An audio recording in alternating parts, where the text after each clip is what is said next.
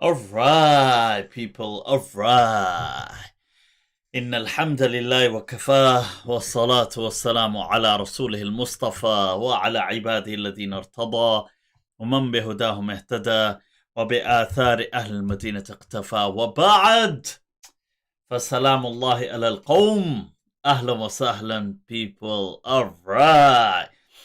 Let me bring up the profile picture first of all of the esteemed guest tonight, people.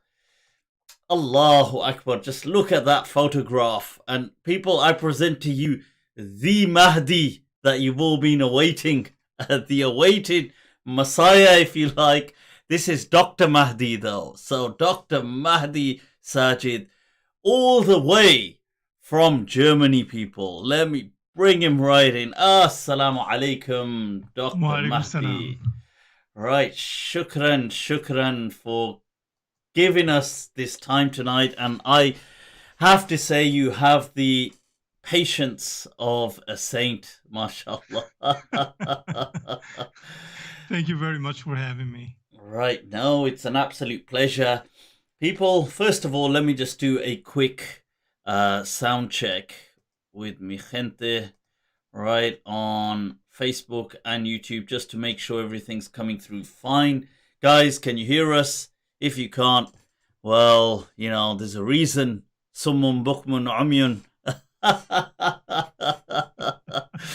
You know, it's those of you on Facebook, on YouTube, is the sound coming through all right? Is it cool? I don't want to be, just in case we're having some awesome, incredible convos, and then all of a sudden you say, well, you know, we can't even hear what the hell you're on about, Mufti. Right, so somebody said, sound is good. You're doing it, Salman. You're doing it. Right, so people, without any further delays, the reason this took so long is it took me an hour and a half. For God, you know, I don't know why, but for some reason, Streamlabs today, OBS, was it just would not let me launch. And it just kept crashing, uninstalled, reinstalled, reconfigured, all whilst having Professor right there, just having to put up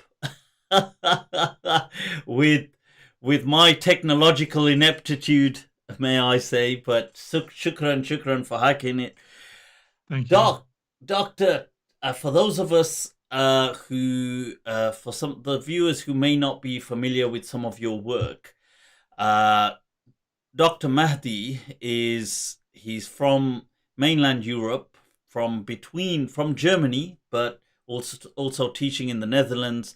But I'd like, in your words, tell us a bit about your academic journey that has been leading up to this very moment in life for you to be on MindTrap. Of course. Well, right now I am assistant professor of Arabic and Islamic studies at Utrecht University in the Netherlands. But I'm still living in Germany, between Germany and Utrecht, because I'm originally from Morocco, but I moved to Germany when I was 19, 20 years old, and I've been living there ever since. So I studied Western philosophy and Islamic studies. In the beginning, I wanted to go with engineering. Okay. And then I had a life crisis at that time. A life so I decided crisis. to, yeah, somehow. I was bored, to be honest, with maths, etc. Although I guess the dream of every Moroccan father is to have an engineer. Is that how it is? Not a doctor. I guess it is, or not a medical. Yeah, medical. And doctor. that's one of the, I would say, one of the main problems of Islamic thought today. Right, because a lot of people are underestimating the importance of philosophy and of the humanities in general. So if you have only physicians and engineers, well, who's gonna think, produce Islamic thought, and who's gonna produce all these kind of other beautiful things. So I decided to stop what I was doing and give it a shot. Um, and one thing led to the other, and then I found myself, preparing for a PhD. And then after that, I finished my PhD in Germany, in Bonn. And then I was offered a position in the Netherlands as a postdoctoral researcher to work in a project on Muslims in interwar Europe, because that was a main part of what I was doing in my doctoral project. So I took it, and one thing led to the other, and now As I it got the does. position in Utrecht, As and the rest is history. all right.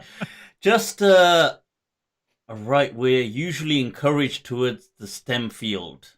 All right. That is definitely, yep. I'd say that Muslims definitely. Just somebody mentioned that they felt Dr. Mahdi's sound was coming through a bit low, but I mean, Okay. it's registering absolutely fine on my end here, and the equalizers are picking it up well. But Just if increase the volume, so all I right, hope it's better right now. right, well, it's loud and clear, Doc. It's loud and clear. So, Islamic studies. I mean, is this an interest you've had all along? Is it a familial direction that you've been put in through by family or personal interest? Why, why the interest in Islam? I mean, come on, now you're in Germany living the high life in Bonn. Well, here's the thing. The I grew up in Morocco in the 80s and 90s. And to be honest, Islam was not really a topic of discussion in Moroccan society at that Wait, time. Professor, I just realized that you've got a bit of that Professor from La Casa de Papel, from Oh Money my Heist God. look going on. Oh my God, I just realized Professor has got that Professor look going on. He was my favorite character from Money Heist anyway, so So you're going to have a lot of fun tonight, Mufti. and I hope we're gonna rob some bank by the end of it. This is season 3. This is season 3 of the show, if you haven't realized yet. All right. So, yep, you were saying sorry before I No, rudely no interrupted problem. you. So, Islam was not really a big topic in Morocco in the 80s and 90s. Well, everyone was Muslim, obviously, but no one was really having these tough Islamic discussions or theological discussions or whatsoever.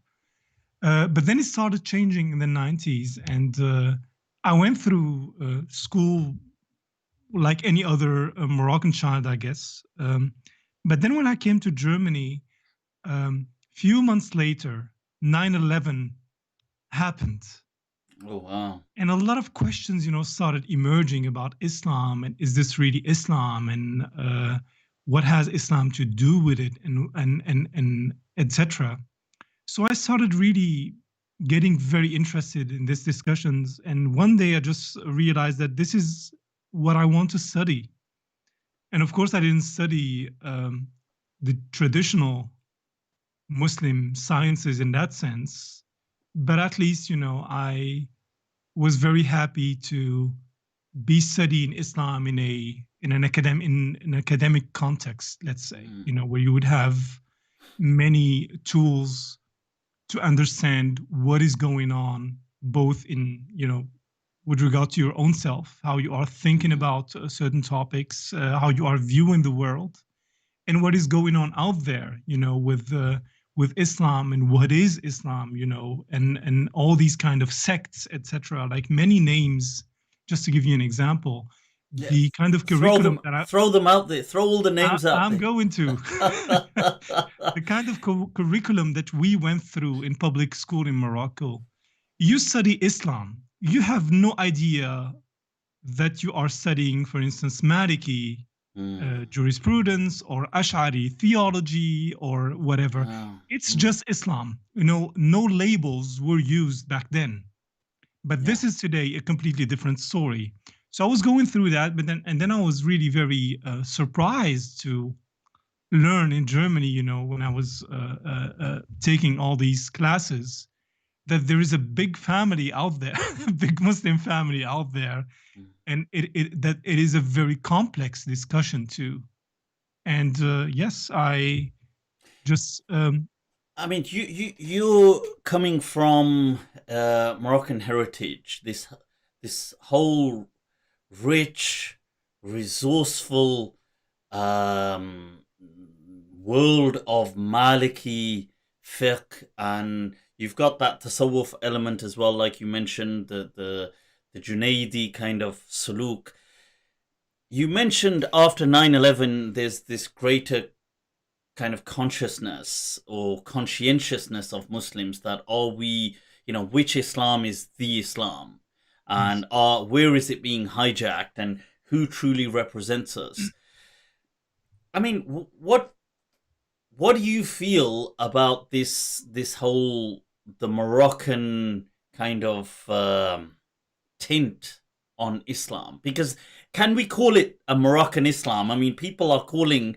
I mean, I'm not coming up with that. That's a label, isn't That's it? This true. Moroccan That's Islam. true. What?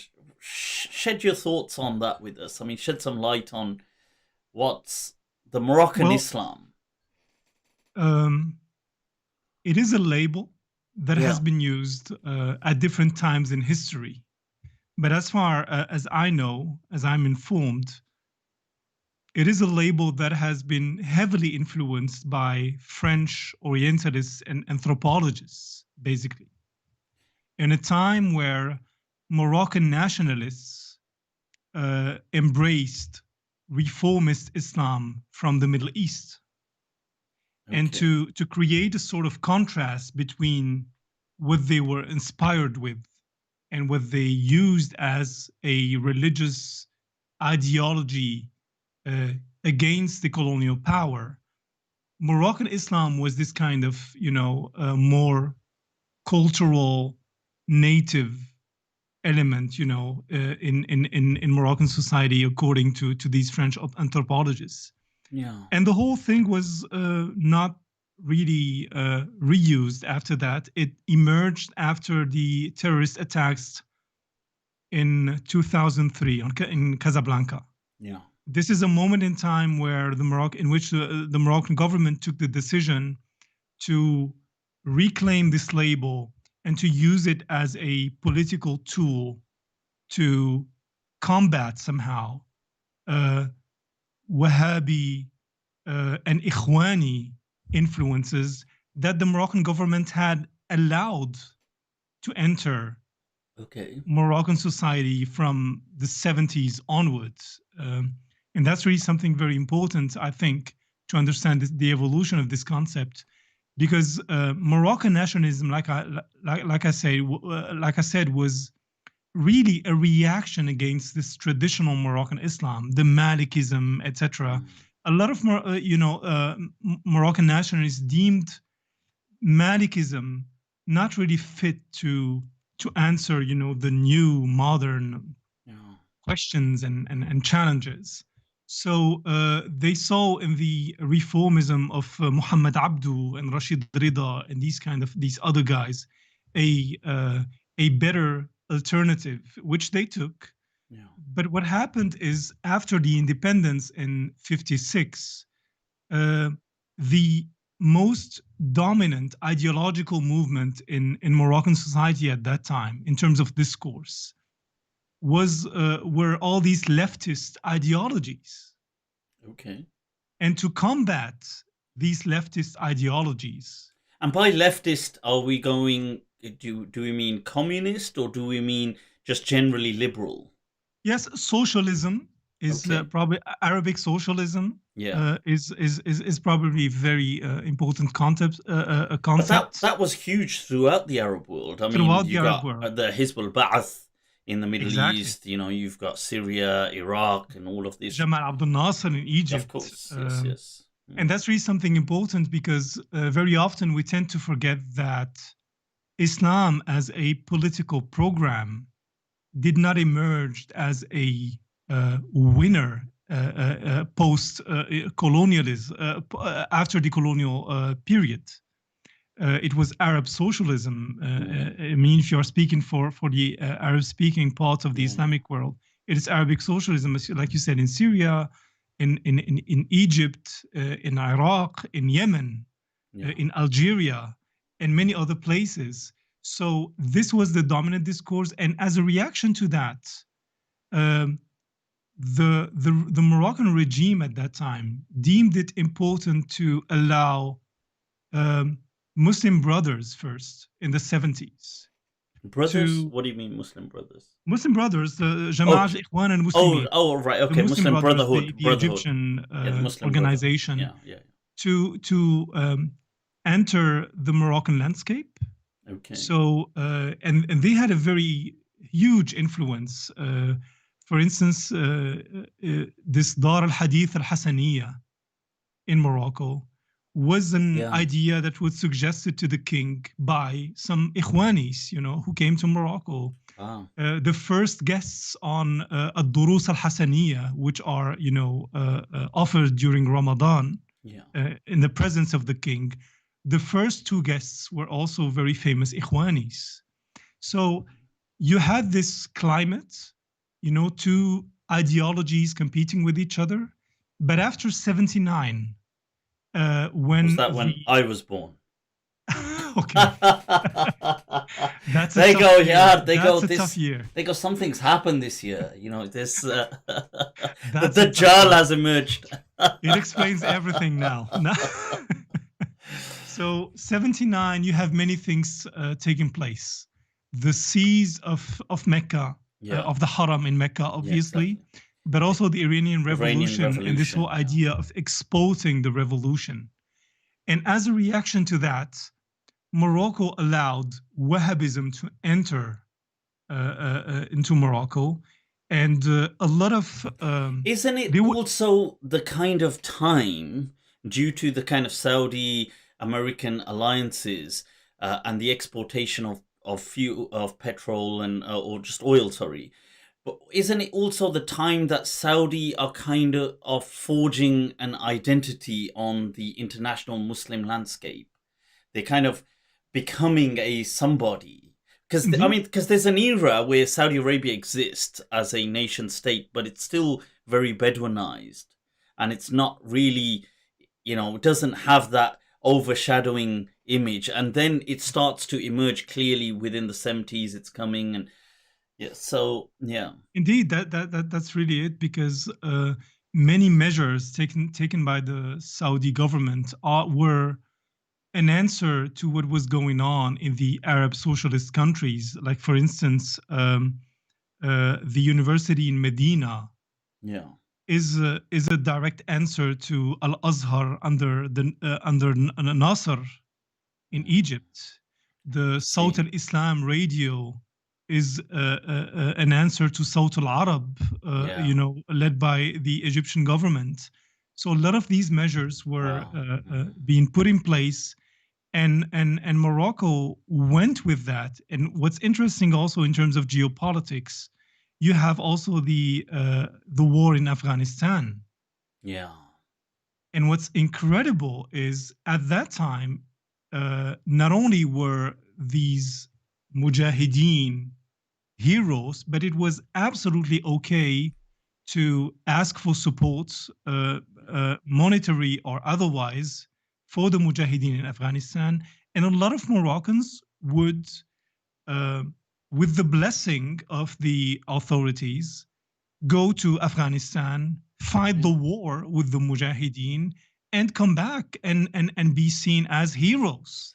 I mean, it gave rise to, because there was such a green light, it gave rise to an era of mujahideen.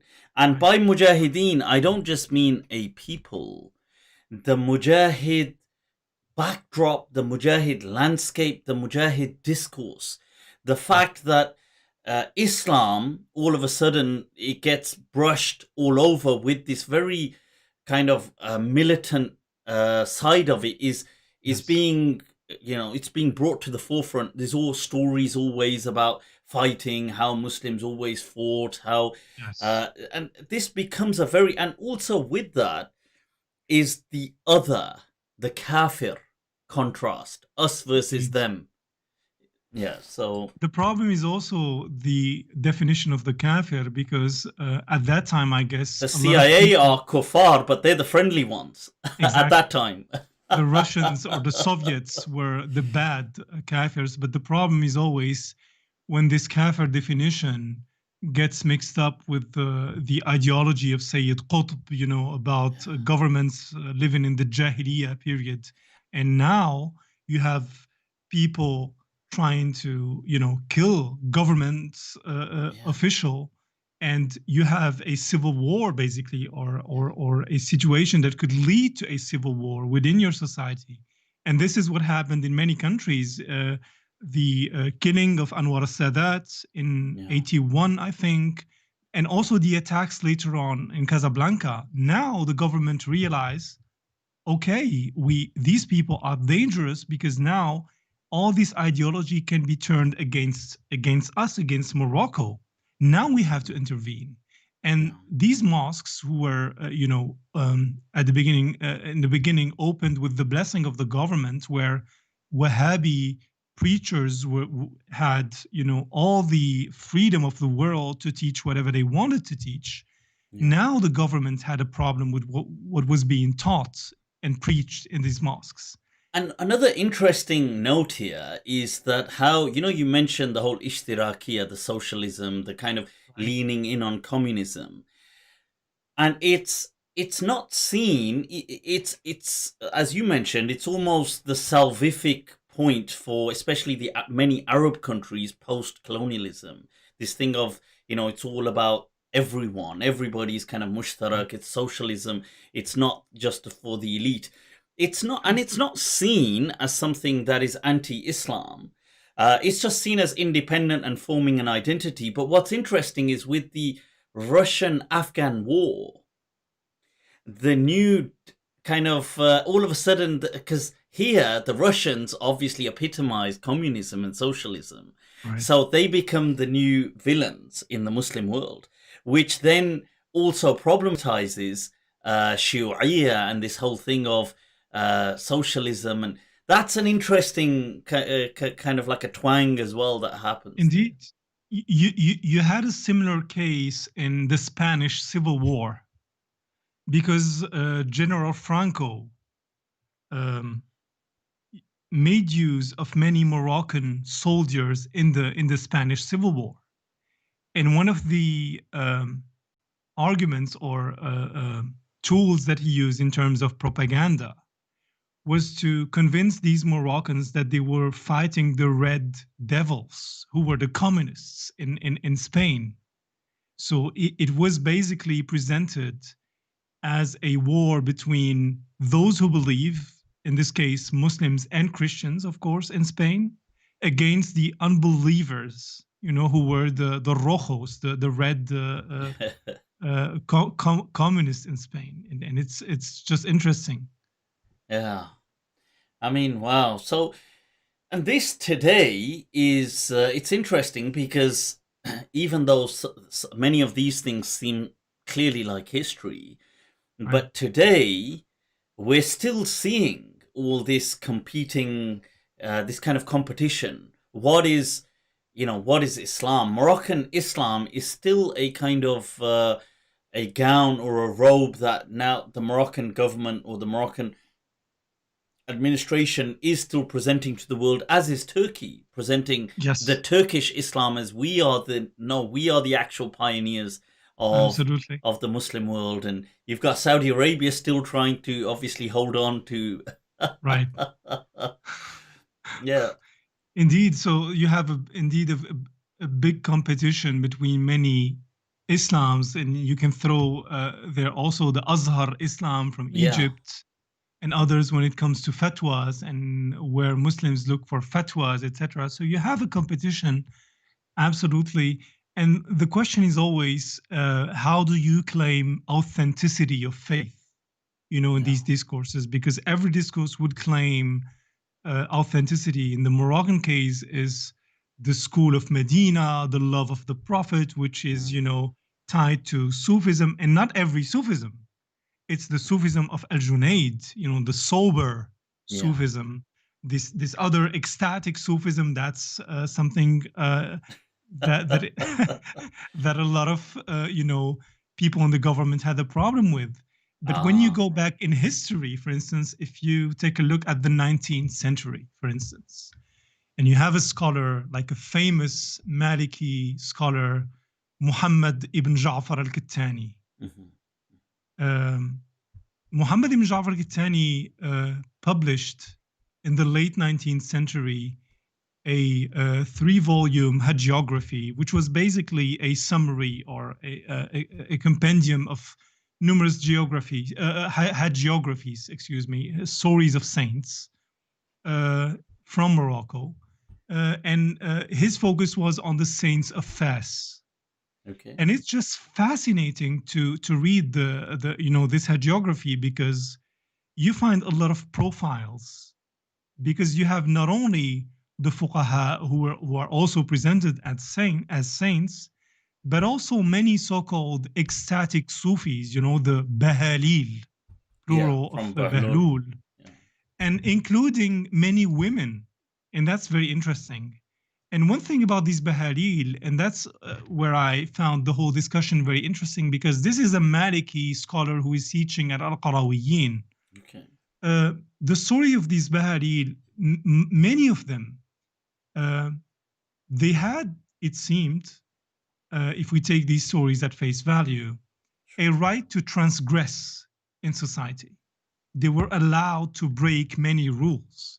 The moment you were recognized by the society as a saint, as a Bahlul, you had the right to do whatever you wanted. Okay. So you have stories of people pissing in mosques.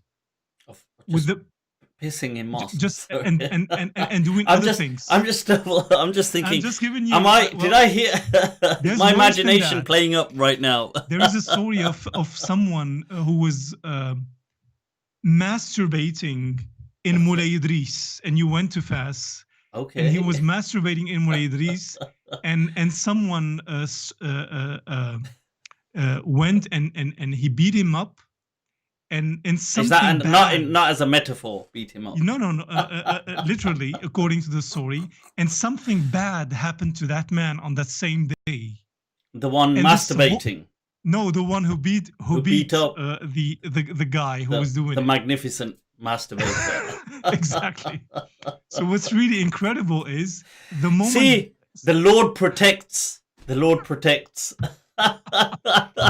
Protects those who engage in contemplative reflection. Indeed. So when that bad thing happened to that person, the city took notice that this is a saint and we should let him be. And after that, he was allowed to do whatever he wanted. So you have a lot of these stories also from women who would do some incredible things, who would go nude in the streets, and whatever kind of things you can imagine. This is in a state of wajd, are they saying, or in an ecstatic state, but they are exempt from any kind of inquisition or questioning, or there was a book I came across once that it was written by some Egyptian Salafis actually, but it was attacking the Sufiya, and it was attacking the book of Sha'rawi. It was the Tabaqat al-Awliya. Was attacking, so, and what it was, simply the person who authored it was saying that, look, unless the Al-Azhar clergy denounce this book, I'm going to publish my work, which is this little book. And it's just got a bunch of stories from the Tabaqat. So because they didn't denounce it, he then published it, and Saudi had mass printed it. But it had a bunch of these stories in there about, look, wakana, it would say, wakana min karamatihi radiyallahu an annahu kana yakhtubu uryanan. This was from his karamat, that he would give the khutbah naked. It's, I mean, I've done a couple of those karamat in the bathroom. I mean, it's like, these were his miracles, that he would just sit there naked whilst on the mimbar giving.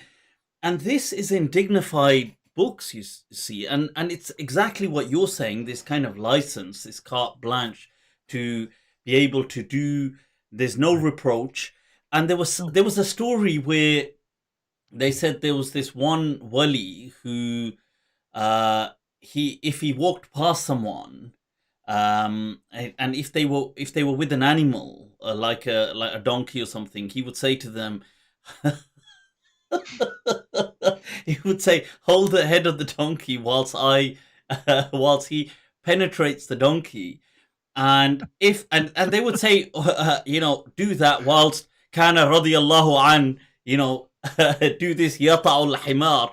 And then they would say, but if there was a person who said to him, "What the hell are you doing? Are you crazy?" And then nazala bihi, this kind of an affliction afflicted him, and he got this, he was paralyzed there and then, and also you find some other incredible stories with regard to great Sufi masters, because you see, for instance, you come across a story where it says, that this great Sufi had his fath, his spiritual opening, when he performed oral sex on someone.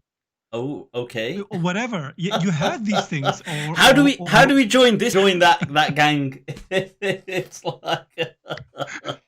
But there's one thing interesting about these stories, which explains also the force of Salafism in the 20th century. And that's the whole concept of shame. Because when modernity came in, when the this modernist progressive discourse came in, and many of the people who had studied in Europe or also in the colonial powers themselves, etc., and some of them were very, very Christian, in a fundamentalist sense sometimes, they were just shocked by what they, observed in Muslim societies. So they associated a lot of these practices with being regressive, and they explained a lot of supposedly alleged problems of the Muslim world with these kind of practices. And this is a discourse that was picked up by the Salafiyya. Yeah. Because you see, when you then contrast this with a pristine version of قال الله وقال رسول الله وقال رسوله, this is what Allah and His Messenger are saying, and to be fair, these kind of practices, no non-related person would, in their common sense, think this is generally okay. Like those involved with that sheikh may turn a blind eye to him, but those who are not involved with the sheikh would think, what the hell is that about? So, and that explains also part of the rise of Salafism, doesn't it? And there is also the wave behind it. I mean, shame at the end of the day is not static. Shame, the things that you are shocked by can be very different from one context to the other, from one period of time to the other. And this is something also you see clearly in fiqh, for example. If you are talking about sexuality, just to give you an example, also from the 19th century that I have studied, you had a Moroccan diplomat. His name was As-Saffar. And As-Saffar was sent on a diplomatic mission to Paris in 1845 or 46, if I'm not mistaken. And As-Saffar was shocked by the fact that the French people were not attracted to young boys, to ghilman. And he said, how in hell can these people only be flirting with women and, having sex only with women? What about the boys? He's like, bloody irrationalists. Exactly. And this is something you find in a lot of fatwas, also in the Maliki school in North Africa, the whole ghilman discussion, the amrad discussion, before the beard starts growing, etc., which seems to have been a different category also. A friend of mine explains this focus on a lot of fuqaha on having a beard, on growing a long beard.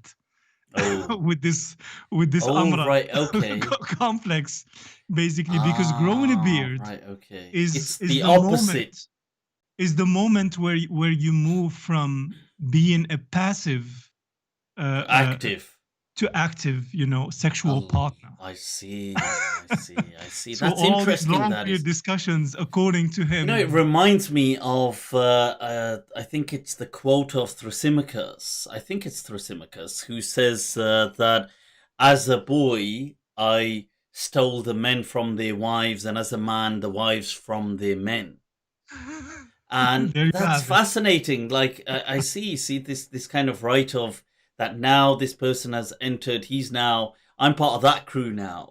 Right. I never really thought of this in that sense, the beard thing. But many of these things, if you jump into the 20th century, these are now things that people are ashamed about. Where everyone seems to be saying, how can you allow these things as Muslim? And this is not real Islam. So we have to discover for ourselves what this true, real Islam is about. And this is a force of the Salafi discourse, where it tells you, well, you have the hadith, قال Allah, قال Rasul. And this is the answer. I mean, it is a very, it's at face value, it's a very compelling kind of slogan, a very compelling brochure that they present, isn't it? Like, look, because it's what people want, religion, and they want kind of simplicity. Right. And you tell them Allah and His Messenger, full stop. And it is also a way of practicing religion that is focused on how you do things, right? Do you pray like this, with the qabd or with sal? Do you put your feet that way? Do you do wudu that way, or whatever? And you get lost in these kind of details Rituals. Without necessarily having the opportunity to think in depth about the theology, about history, about a lot of concepts that are definitely flowing in the way you understand Islam. I mean, it's but you are not made aware of. Low order. There's lower order kind of thinking skills required for this.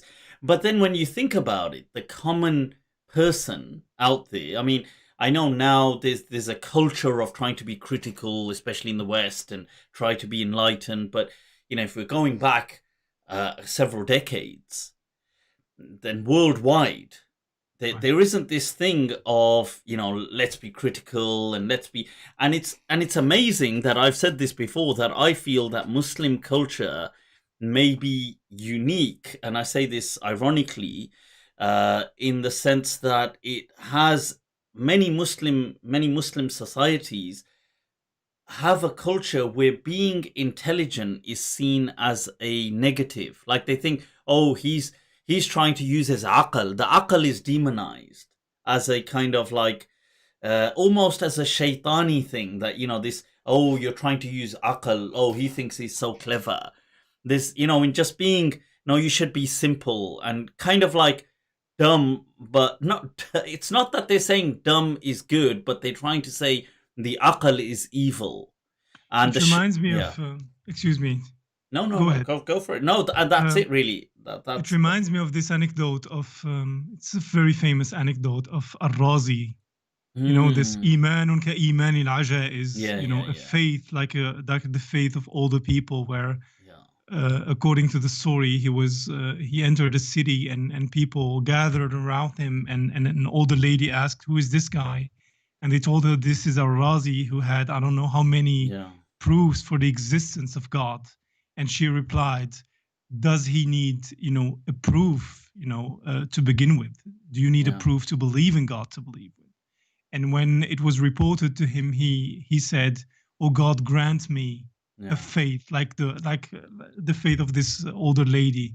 But that's a problem, because at the end of the day, you had many schools in Islam, historically speaking, who were very much aql oriented, in contrast to naql oriented, to text oriented. But then they either disappeared, and not necessarily because they had the weaker argument. That's not something I believe personally. but because of political circumstances and other issues. And also, what's very interesting is in terms of the usul al-fiqh discussion, aql was somehow put under the authority of the text. And it is something that a lot of Muslim scholars went with. So you had also many, if we take Sunni Islam as an example, you had many schools of law who were aql oriented, like Ahlul Ra'i and the Hanafi madhab. But when you look at the Hanafi madhab later on, and even today, you would be shocked if you read Abu Hanifa's, early works and his views on many topics. And this is a way of, creating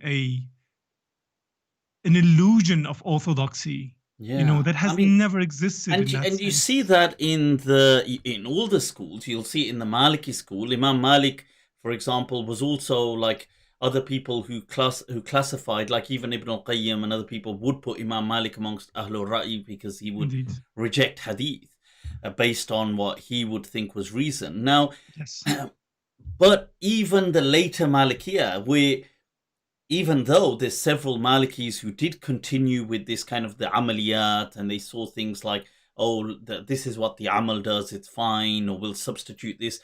But the trend that dominated seems to always kind of see that as with suspicion. And I like the way that Dr. Sherman Jackson has he termed this whole process as, I'm not sure what century he specified it to, but definitely from like the Muslim 8th century onwards, there's a crypto-Shafi'ization, he calls, of all the madhabs. They become very hadithi.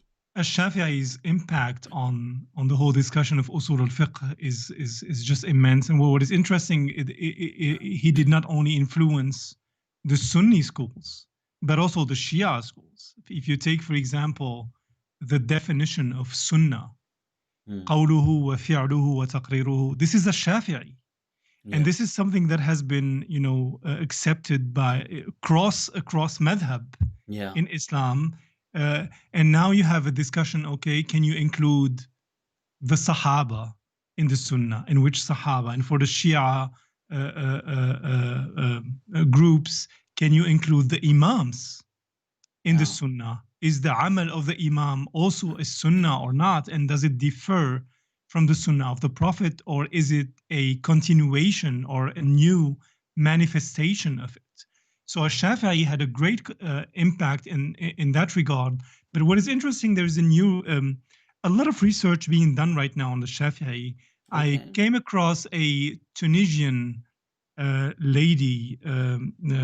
She is a historian of this period, of this particular period of the 8th, 9th, and 10th century. Her name is, let me try to remember her name, Najia al-Warimi.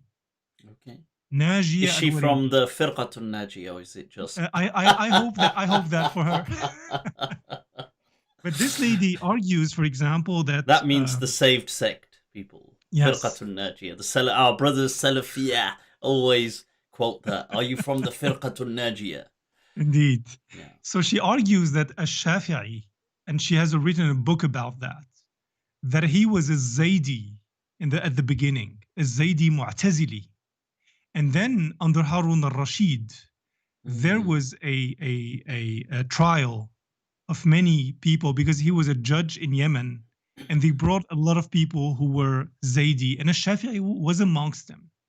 And because definitely, because he was brought up on the Mihna, and he was brought up in shackles, wasn't he, in some of the riwayat? Yeah. And he, from that moment on, he realized that he had to change his madhab. And during that time, you had two streams or two discourses competing with each other in the Abbasid Caliphate, according to this scholarship.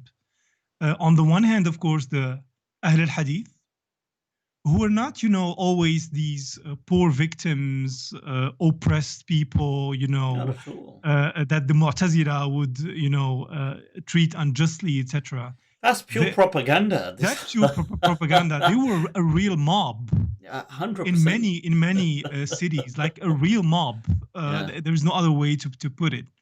And on the other hand, you had the Mu'tazila, the Falasifa, and all of these other groups were protected.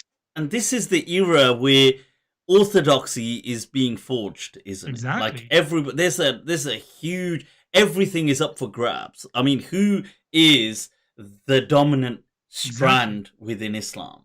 Yeah. And there is an argument that the Barmaki family, the Baramika Empire, the Baramika, Nakba of the Baramika, the tragedy, were the protectors of these rational movements in Islam. So this is the argument that she's making. So Ash-Shafi'i, because he was trained in Mu'tazili theology, which is very rational. And is she alluding to when Harun al-Rashid has them wiped out, that they lose their protection? Is this the one of, if I remember well, one of the things that she says is because of the pressure that Ahl Hadith put on the political authorities, that they started to get rid of these other madahib and their protectors. That's one of the reasons why the Baramika were killed, according to her. Ash-Shafi'i, because he was trained in Mu'tazili theology, he was able, when he embraced the Ahl al-Hadith approach, to argue for their positions with in a very rationalist manner, in a very sophisticated, I would like to say, in a very sophisticated manner that championed their madhab against the other madahib, because he was so good, basically. But then, the irony is, I find Imam al-Shafi'i sometimes kind of, I mean, I don't mean this with any disrespect, but I find him kind of autistic in his, I find his ruling sometimes like so just like, you think, is he like, it's like they only live in a textbook, like they don't belong in the real world, because so every time you buy and sell, there should be a khutbah, you should give a sermon before you buy something, you can't buy something with just bay'ut ta'ati, by just giving money, and no, there has to be always verbal, you have to say I am buying, otherwise it's invalid. His rulings on what is impure, if something here, this becomes impure, everything, rituals are so strict. Yes. The ruling, the fatwa, that if a person, if the teeth or the tooth of somebody comes off, it is now najas and impure, and if they hold it back in and it manages to kind of stabilize, they need to knock it back out afterwards because they're carrying impurity. And I think, like, what the hell is what Indeed. Was but I do feel that his the way he conceptualized sunnah, and also but you're right, his arguing in usulul fiqh is not like that. It's very like the thing, I rational. guess that this is from him, the la ijtihad ma'an nas. There is no ijtihad with the, and I mean that's an ijtihad in itself at the end of the day. And sunnah, I guess, the way he prepared sort of platform for a lot of Muslims after him. Qadi Iyad says in his Tartib al-Madarik, he says, he was, they say he came across whilst he was in Yemen, a woman with who was a kind of Siamese twin. Is it like she had just one lower body but two upper bodies, like joint from the hip, and he was so curious, so he, just to explore, he married her, did a quick short nikah. And Qadi Iyad says that's jama' bayn al-ukhtayn, that's he said that's marrying two sisters at once. That's I mean, but that's something very interesting, because what I mean, you're right, that would be interesting, but that's in terms of oh, sorry, you meant this. Oh. I thought you meant the Siamese twins. I thought, that would be interesting, but that's digressing. No problem. From the more serious stuff. No, indeed. I would say that's more serious. Your example was more serious, definitely. I mean, Definitely. you could be pinned down with 2 arms, and with the other 2, you could be kind of slapped.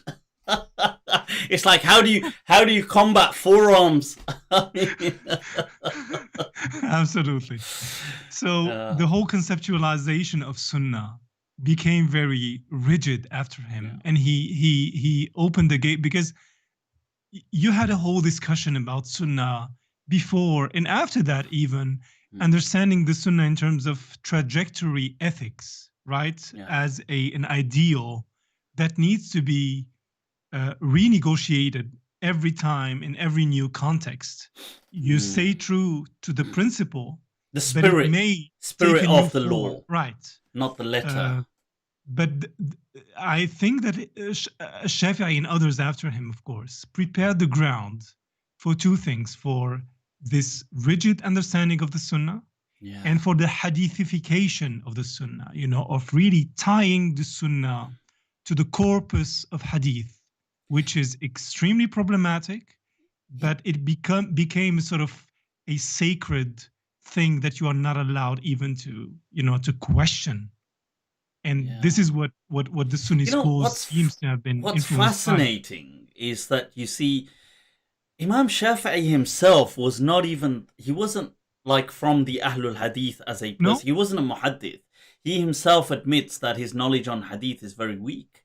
Exactly. Yet he is always seen at the forefront of إذا صح الحديث فهو مذهبي. This is exactly. Like, he champions this, that if the hadith is sahih, we go with it. And yet he's not that clued up on which hadith are always sahih or not. But this is exactly the point where this scholar is saying he has this Zaydi Mu'tazili training, because he was not really very familiar with hadith. That's what she's claiming, and I think it makes a lot of sense if you understand, the whole evolution, because there are some turning points in his life, and the idea that his fiqh was different in Iraq, and then he changed it when he came to Egypt, etc. So you have to have the bigger picture to understand what's going on. With Shafi'i, I always felt that, you see, when he was in Iraq, part of his recognition is from the fact that he has some association with Malik. Because of, and Imam Muhammad gives him this huge kind of maqam, almost like, ma qala sahibuk fi kadha, and what was your, what did Imam Malik say in this, and he gets this prestige. Yes. And maybe this is the formation of this new him, this, this Ahlul Hadith kind of project. But when he returns to, or when he goes to Cairo, to Egypt, the problem there is he, as somebody associated with Malik, is all of a sudden a nobody, because he's surrounded by all these Egyptian Malikis who have been with Malik for decades. So nobody bats an eyelid to him anymore. No. It's like now saying Qala Malik means nothing. So it's interesting that he here starts opposing Malik. He starts saying Malik got this wrong and Imam Malik got that wrong, and it's just interesting how, human dynamics. If I remember well, this is what got him killed, right? It said that there was... It was a Maliki, I think, who also had a problem with something, who... I forgot his name, but this is also what led to his killing, is because he was seen as someone who would go against Malik, and who was not fit to go against Malik. Also, and they say, he got beat up, and although he didn't die there, but they say eventually he fell ill, and then because of that beating, he got weak, and then later on he died from that kind of weakness. He never recovered. But he was. But something I do find him very, once again, rational on. You see, this is the irony. He raises some interesting question marks on ijma. And in his risala, he will say, what is ijma, and what is who are the ulama, by the way. He will say that, And do they all have to express it? And does anybody, how do we know who is an alim within Islam? Because there is no alim except somebody, يجهله بعض ويعظمه الآخرون. And some people think he's up there, and some people would say he's a Dajjal. And so, I mean, but that's very interesting, because if you are trying to think about the evolution of the concept of orthodoxy, exactly, if you go back this in is time exactly my point. and take a look at, for instance, today, no one would even dispute the fact that the Hanafis are part of the Sunni Orthodox family. Yeah. But if you go back in time and see how Ahlul Hadith perceived Abu Hanifa, it's interesting. And you would be shocked, because they didn't deem them like in the time of Imam Abu Hanifa. He was not deemed as being representative of Orthodox Islam. I think he even qualified him as mudil. No, clearly, or something, right? I mean, people, when he passes away, even they say many great imams, like I believe Sufyan al-Thawri, other people, they praised. They said that thank God he died, and they called him a kadhab, and they said that this person is nothing but an enemy of Islam. And it's amazing how that it's absolute, the flavor absolutely changes. And politics plays a role in that, with obviously Abu Yusuf becoming the supreme judge. If you also think about the evolution of the Maliki madhab in North Africa, for example, if you saw today, thinking about what is Moroccan Islam, you have this trinity of, Maliki, Ash'ari, and Sufi. But if you go back in time and Al-Andalus under the Murabit rule, when Al-Ihya of Al-Ghazali was introduced, and it was being burnt. It was a scandal. Exactly. 2 times in the 12th century. People are shocked to learn that Qadi Iyad was one of the people saying, burn it. Exactly. So that's the thing. But later on, there is an amnesia that also contributes to this orthodox mind somehow, that everything is well and we're all a big family and everyone loves, one another. And we're forgetting that Imam Malik, in and of himself, was somebody that was very anti any innovation. And he didn't accept this good innovation in Islam. The way later on, we're saying Sufi, Maliki, Ash'ari, this thing, he would never, his attitude was like, he was so extra against anything. They say Abdurrahman ibn Mahdi comes and he's praying in the Prophet's mosque, and as he's about to pray, he puts his kind of shawl just in front of him and then starts his salah. And Malik asks the security to during his prayer, just throw him out of the mosque. He says that, and they say to him that, don't you think we should wait or something? And he says, throw him out even if it means breaking his legs. Wow. And they say, well, what's he done? He says, well, before he prayed, he puts the shawl in front of him. He says, where did he, man ahdatha in this masjid, then he has the la'na of Allah. That poor guy was probably just like, where shall I put this shawl? I know, I'll just put it over there so nobody nicks it. I think this whole, because you're bringing something very important here to understand the evolution of Islam historically, at least, and that's the concept of innovation. Because at the end of the day, every sect is claiming to be following the footsteps of the Prophet, to be practicing the true form of Islam. But then when you go back in history, you find many crucial persons and episodes that took place, which introduced many innovations that were afterwards seen as a contribution to orthodoxy. And I'm just going to give the example of Umar ibn Khattab, the second caliph. Umar, in my understanding, and I know a lot of people would disagree with me, was clearly a mujtahid on a lot of issues. And he was not following the sunnah on many things.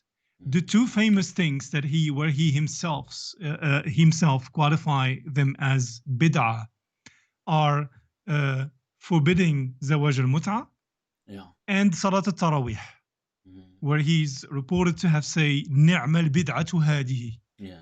What a beautiful bid'ah this is, or a good bid'ah this is. Yeah. And but when you think about his role in this whole process, I find him very interesting because he was the one who did not allow the hadiths to be written down, Yeah. and he was the one also who was preventing people from spreading hadiths, outside of Medina. Spread the Quran and not the hadith. I know you could see him as the first Quran only But I guy find somehow. I find But interesting that you see from the seerah of Umar radiallahu anh, we also see that he was very I don't know how to say, sympathetic to the, or not sympathetic isn't quite the right word really. I feel impressed with the whole Jewish tradition of oh like yes, the whole this thing of the scribes. Even in the hadith, when the Prophet ﷺ says to him, "What are you reading?" and he says, "Oh, I'm reading the yes. Torah." And the Prophet says, "Why are you reading the Torah? Just You were focus taking on." us into deep waters, Mufti. No, but I don't mean in a bad way. I No, it's not obviously, in a bad way, yeah, but this is a but very serious I discussion find it because because you see the reason I say this is because Ka'b al-Ahbar oh yes, becomes Muslim as well in Umar's time, and a lot of things like even this thing of like rajam in the Quran, allegedly, as Sayyidina Umar saying that they attribute it to Umar saying that he's saying that, look, I used to read this in the Quran, right. a sheikh wa sheikha, right? Yes, So this, a lot of these things I feel were Israeliyat, were kind absolutely. of like, even if they did come from Umar radiallahu an, if they did, then they were where he is being impressed with the Mm, whole, because the Jewish tradition was in that day and age an academic tradition. right. Because they were people, they were of scribes, of scriptures, of documenting, of Indeed. writing. The Arabs weren't people, the Prophet says, Ummatun ummiya la naktub wa la nahsab. And we're a simple people. We don't write and keep dates and things like this. Whereas Mm, the Jews had this kind of, they had calendars that worked on a 19-year metacycle. They had dates, they had history, they had laws, rituals, and you can see people would be impressed with that. Some people, if you have an inclination towards this, you can think, wow, those people are so developed. And I feel a lot of that That's Judeo kind of ritualization creeps in to Islam. I mean, that's a very good point, which makes a lot of Muslims uncomfortable to talk about. But Yeah, it is what it is at the end of the day, because a lot of these things you find in Sahih al-Bukhari and other, uh, authoritative texts. yeah, In the case of Omar, I also have that's my understanding of it. He was also the one not only under which Ka'b embraced Islam, but he was also the one who gave Ka'b a platform to yeah, preach in the mosque of the Prophet, which is something just very interesting as a concept. And I do understanding like you. My feeling is that they were not only impressed, but they had a sort of inferiority complex somehow because they did not have this scholarship, this deep yeah, scholarship as the Jewish community had. And this is something you see also not only under Omar, because Ka'b became his one of the main people, in his gathering. mm, Ka'b is the one also going with him to Jerusalem and yeah. telling him stories, etc. And And and Ka'b you is all have then you have this, like Imam Malik transmitting in the Muwatta that Abu Huraira oh spending an entire, but traveling and spending an entire day or perhaps days with Ka'b al-Ahbar at with Mount Ka'b. Sinai studying, where Not he's only saying him, that but I would learn also and I would tell him. Abdullah ibn Abbas. If you Mm, if you if you want to think also about the evolution of the tafsir school, the school of Mecca, mm, Abdullah ibn Abbas was also very much impressed by the new converts to Islam. And there is like enough textual evidence, that leads towards thinking a lot of things, a lot of opinions that he had, he took directly from from Ka'b and Wahb and many others.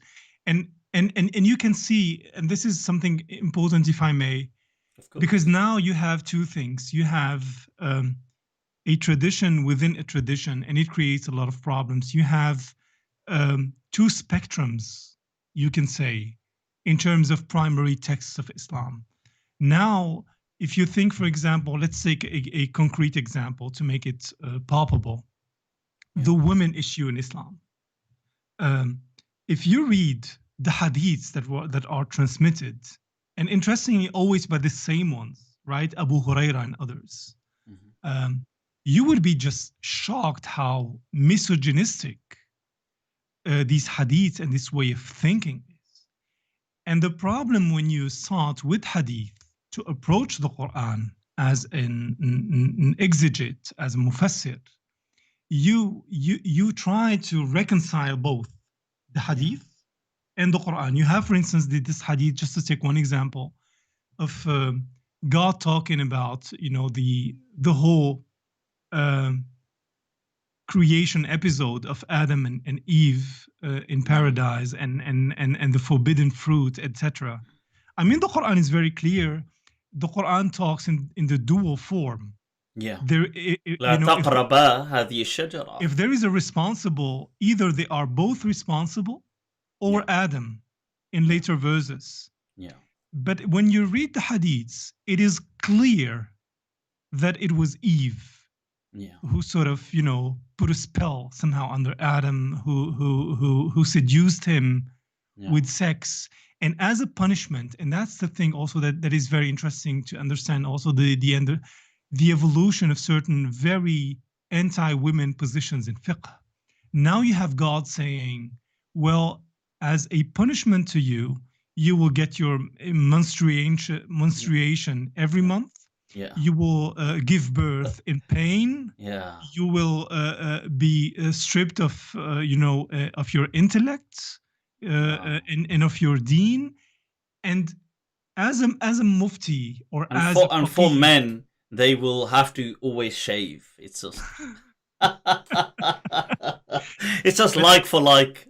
But now when you approach the Quran with this kind of mindset, because this is a mindset, it is clear that the women are, according to this reading, inferior to men, because it is absolutely compatible with the sahih ahadith.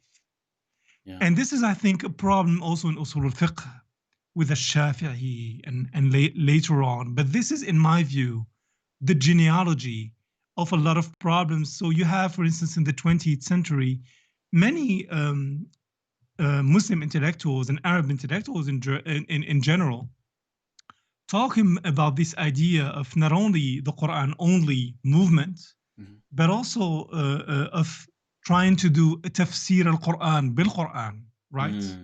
Like Shanqiti, Sheikh Shanqiti. Exactly.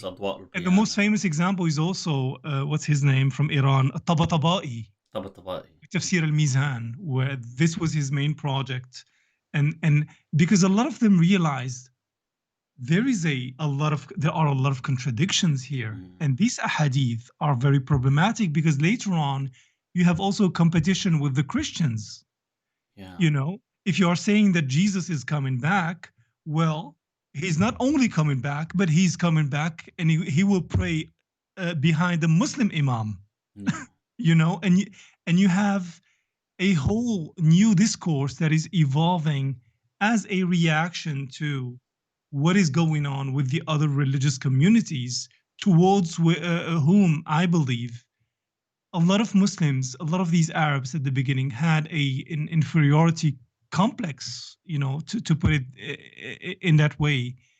And a lot of, material from these tradition was definitely made because you see,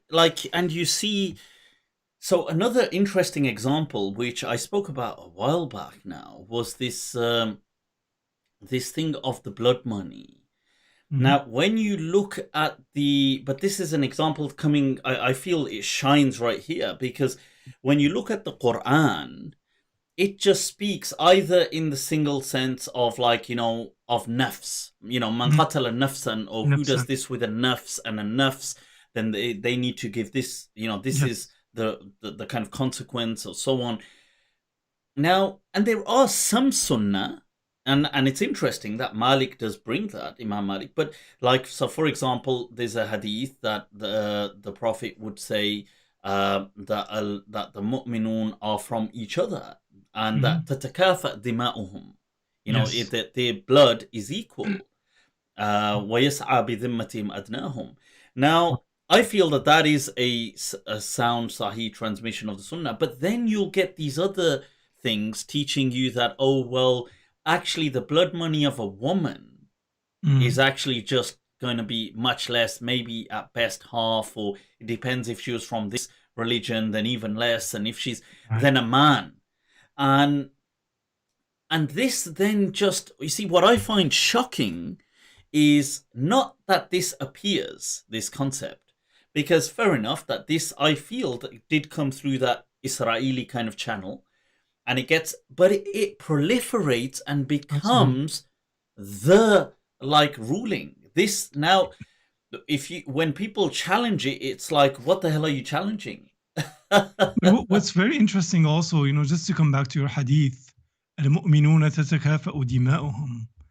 You know that in Western Islamic studies, there is a very interesting discussion about who these mu'minun are supposed to be. I mean, I'm thinking here about the book of Fred Donner. Okay. Muhammad and the Believers. Yeah. And that's a very serious discussion, because in his point was that in this category of al-mu'minun, you had also Jews, Christians, who were part of this, and Christians who were part of this early Muslim community. And it is only during the Umayyad period that this distinction is being made now between those who follow the Prophet Muhammad only and those who do not. And you find this also in a lot of early texts, that the Jews did believe in the prophethood of the Prophet of Muhammad, but as someone who was sent to the Arabs, not to them. So they would say, yes, you are a prophet, but not to us, to the others. Yeah, okay. And that's, I think, a very fascinating. That is fascinating. Discussion. And there's some Christians who I believe John of Damascus is amongst them as well, who, or there's early Christians who document that when they describe Muslims that they encounter, they describe them as fringe Christians. Like they say these Christians are just a bit weird, like they do these kind of slight practices differently, but they assume by their general practice they are Christians. And they had a huge influence also on the evolution of kalam, of Islamic theology, because John of Damascus, I think, was the one who challenged Muslim on the status of Jesus Christ. And he quoted the Quran saying, well, your book says kalimatuhu. So he's the word of God. Exactly. So which means, and if you say that God's speech is pre-eternal, so Jesus is automatically pre-eternal. Yeah. And I've always found that a fascinating, this, because like why the Quran chose certain words which it played on an entire narrative that existed without fully embracing that narrative, but just allowing a bridge. But also you understand the position of al-Mu'tazila as a group, saying, no, the Quran is created. It's not that they were necessarily against Islam and against Sunnah or whatever. No, but in their view, in their conception of theology, this answer solved a lot of other problems, who were, everything is interrelated, and stating that God creates something, well, now you can discuss the status of Quran in a very different manner. And this is something you have even today, I would say, personally, from what I've been studying in the writings of Muslim intellectuals in the 20th century, one of the main issues is, till this very day, what is exactly the status of revelation? Yeah, I mean, that's such a fascinating discussion. Did the Prophet hear the Quran, the Arabic language of the Quran? You know, the Quran as we read it The today. Quran in Arabic, yeah. Did he receive the wahi, whose nature is unknown to us, and he translated it into his Because native tongue, which was Arabic? Yeah, because I was in one of the episodes of MindTrap, it was with Dr. Khalil Andani, and we were discussing this same thing as well. And I was saying that, look, there are, because we were highlighting that within even the Sunni tradition, this is within the Sunni tradition, so Yes. people like Bajuri and others, and they will, in their commentaries of Jawharatul Tawheed, and Suyuti as well, I believe, they would write that, well, you see, because the Ash'ari position is the Kalamul Azali, Allah's speech, is Yes. not the Quranun Arabi. Because Arabic is man-made and it's finite, and the infinite cannot be trapped within the finite. But then they say, okay, at what point does this become that? So they then disagree, and some people feel that maybe it's through Jibril is the medium, that Jibril is this source that where it's been created, and some felt maybe it's in the mind of the Prophet. And I said that, and Baqalani writes that the Quranun Arabi is not the Kalamun Azli, but Ibaratun Anhu. And he says that, and Wadalalatun Ali. And he says that this, and I am in line with this opinion, and all five are mentioned in the commentary, in the Sunni commentary on Jawharatul Tawheed, but I'm in line with the fact that it's in the mind of the Prophet that he expresses it. It appears to him. That's a very courageous position to have. So I'm not saying, you see, to be careful, I'm not saying that the Prophet is coming up with it. So imagine I'm sitting here, I've got an idea, and I'm thinking to myself, what's the best way of expressing this idea? How shall I word it? I'm not saying it like that. I'm saying it like it appears into his consciousness, the words. And a good example is, I mean, not a good example, but a bad, terrible example, but an approximation is like it's a thought experiment, which is nothing to do with this. It's more to do with things like free will, the concept of free will, and where where you're asked, like if I was to ask you, okay, in your mind, I want you to think of 5 cities and just list them in your mind. And then you get a bunch of people and they list them in their mind and you say, well, okay, I want you to write them out, and they write them. And some may be because of things you've done there, or a link, or you might think, well, something in Germany or something. But there will be several cities that you will, for example, you may have thought of, like if I expanded the number, but there will be so many others that but at that moment they didn't pop into your consciousness. Yes. So, for example, Luxembourg, like you might, or like let's just say Luxor, or like you could say Cairo. At that moment, maybe Cairo wouldn't have occurred to me, but I know Cairo. Or like if somebody was to say, you could choose any city. But the question is, why did only some come into your mind and not others? Yes. So even though you had knowledge of them. So this discussion in psychology or in science of what determines precognition, what brings things into consciousness. Yes. So in this sense, these words, they are appearing to the Prophet in his consciousness, and he's expressing them.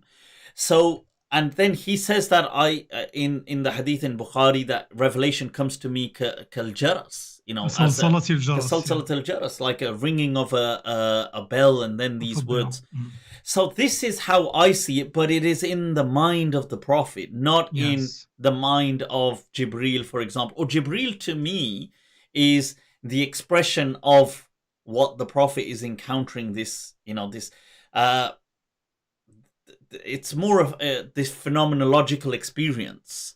Yes, But but this is actually the position of many Muslim intellectuals in the modern period. I'm thinking about Nasr Hamid Abu Zaid, for example, who had who got himself into a lot of trouble expressing these kind of thoughts in Egypt. And it continues with many others. I'm thinking, for example, about Abdul Karim Soroush in Iran. He goes a step further. What is he? What's some if of I remember well, he understands right now revelation as vision. Okay. So the Prophet had a vision according to his theory, and he expresses his vision into his own words. But what is interesting, if you look at the Sufi literature, you find some hadiths who are deemed da'if, but they are very interesting. One of them is that one day the Prophet asked Jibreel, where do you get the wahi from exactly? And he told him, I don't know.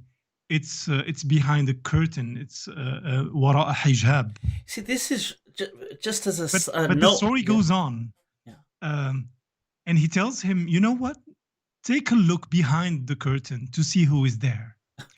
And according to this hadith, he looks and he finds the Prophet. And he tells him, "Awa minka ilayk." So he was so surprised, and he was saying, "Is it from you to you?"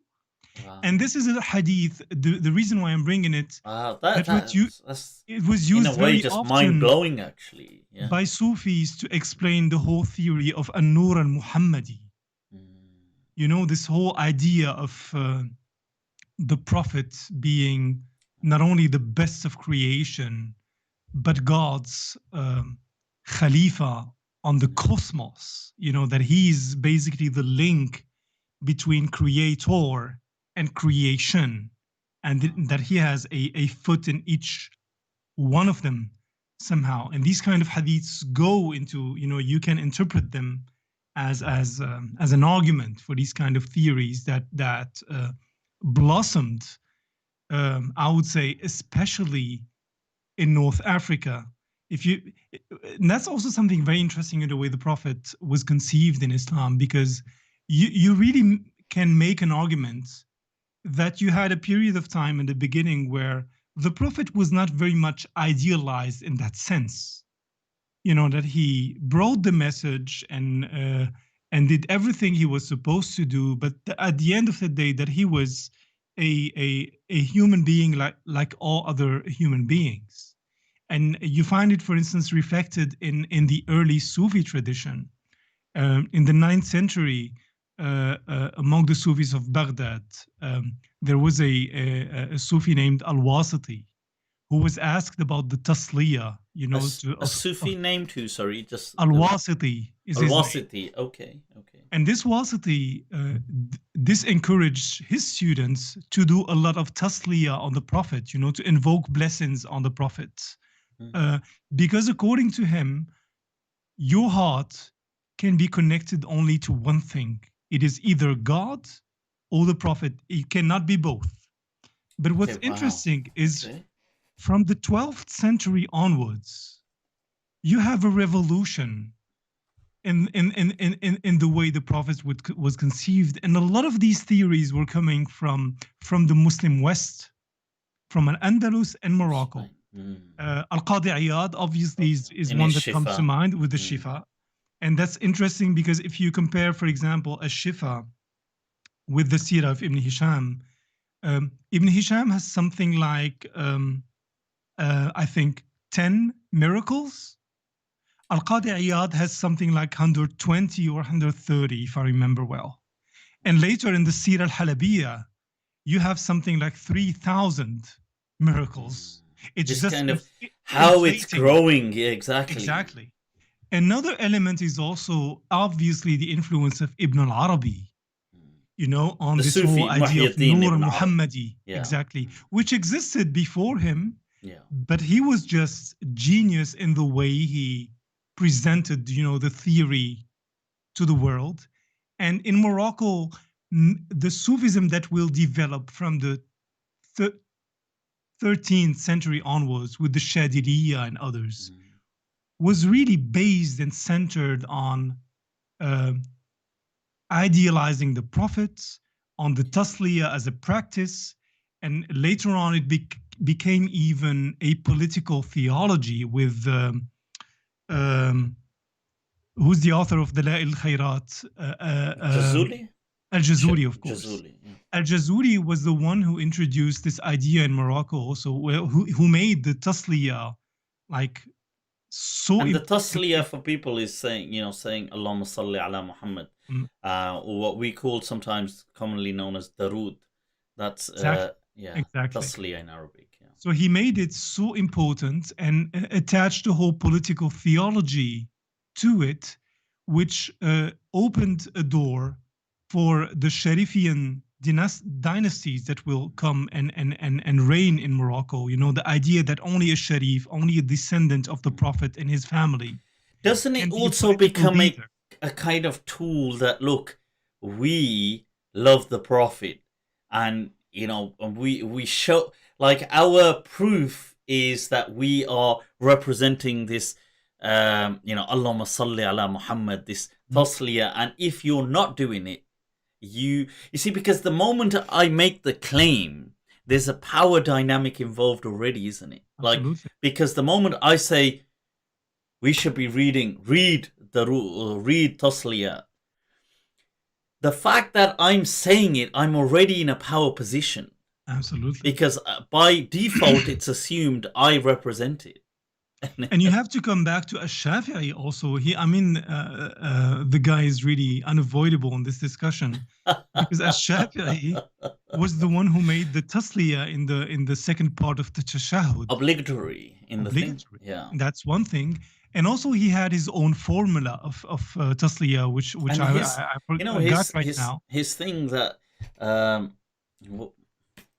إن كان رفضا حب آل أحمد. That's it. فليشهد الثقلان أني رافضي.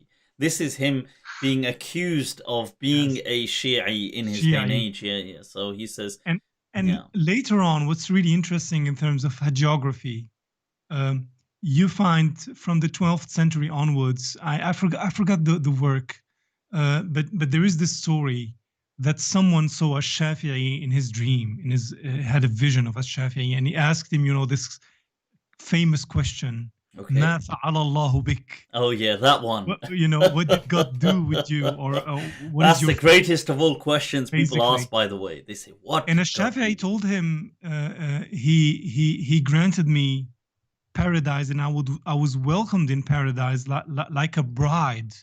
And he asked him, how did you earn this position? That's fascinating. And what's interesting is the kind of answer that he gives. It is not because he was one of the founders of Usul al-Fiqh. It is not because it was a great legal mind. Was it because of the Siamese twins and he get the happiness he brought them? Probably. That would be a whole new chapter if he says, well, God said the happiness you brought them. Mufti, that would be your vision of a Shafi'i when you see him. But anyway, his answer was because of this tasliya formula that he has in Kitab al-Umm. He has a very short formula, his own tasliya on the Prophet. Right, and it's interesting because from the 12th century onwards, every great saint of Islam, including the Sahaba and every other scholar, had an own tasliya formula attributed to him. Like Al-Ghazali has his tasliya. Umar had a tasliya. Ali obviously had a tasliya. Abu Bakr has a tasliya. Imam Ahmad has a tasliya. And later in Sufism, every Sufi tariqa, brotherhood, would use the tasliya of their sheikh, because now you have the whole conception that this is also a fath, a spiritual opening, a sort of revelation, a gift, a spiritual gift given to the sheikh as a sort of ijaza to help people grow spiritually. So the tasliya becomes the identity of the tariqa. You find it with the Shadidiyya. The Shadidiyya to this very day use the tasliya of Abdul Salam ibn Mashish, the famous Salat al-Mashishiyya. I've Uh, heard of it. Yes. you find it with Al-Jazuli, with Dala'il Khairat. Is Ibn this not Arabi, what and becomes others. something to? Is this not what something they use to, almost as their stripes? Like this is our group, and this is our kind of like territorial in a They way as do. well. It becomes They a kind of do. a bonding as well, but in that way, obviously But it not sets them logistic. apart from others. Yeah. It sets them apart in terms of awrad, in terms of invocations they are doing in the tariqah. But also it's important because when you read these different formulas, you find different conceptions of the Prophet, doctrinal positions towards him being the Nur Muhammadi, the Muhammadan reality. And this formulation is supposed to give you an insight on how this sheikh or tariqah, how great they are and how close they were to the prophets. And then you find later on, it's really interesting in the 19th century, just talking about we're still discussing Moroccan Islam. Of course.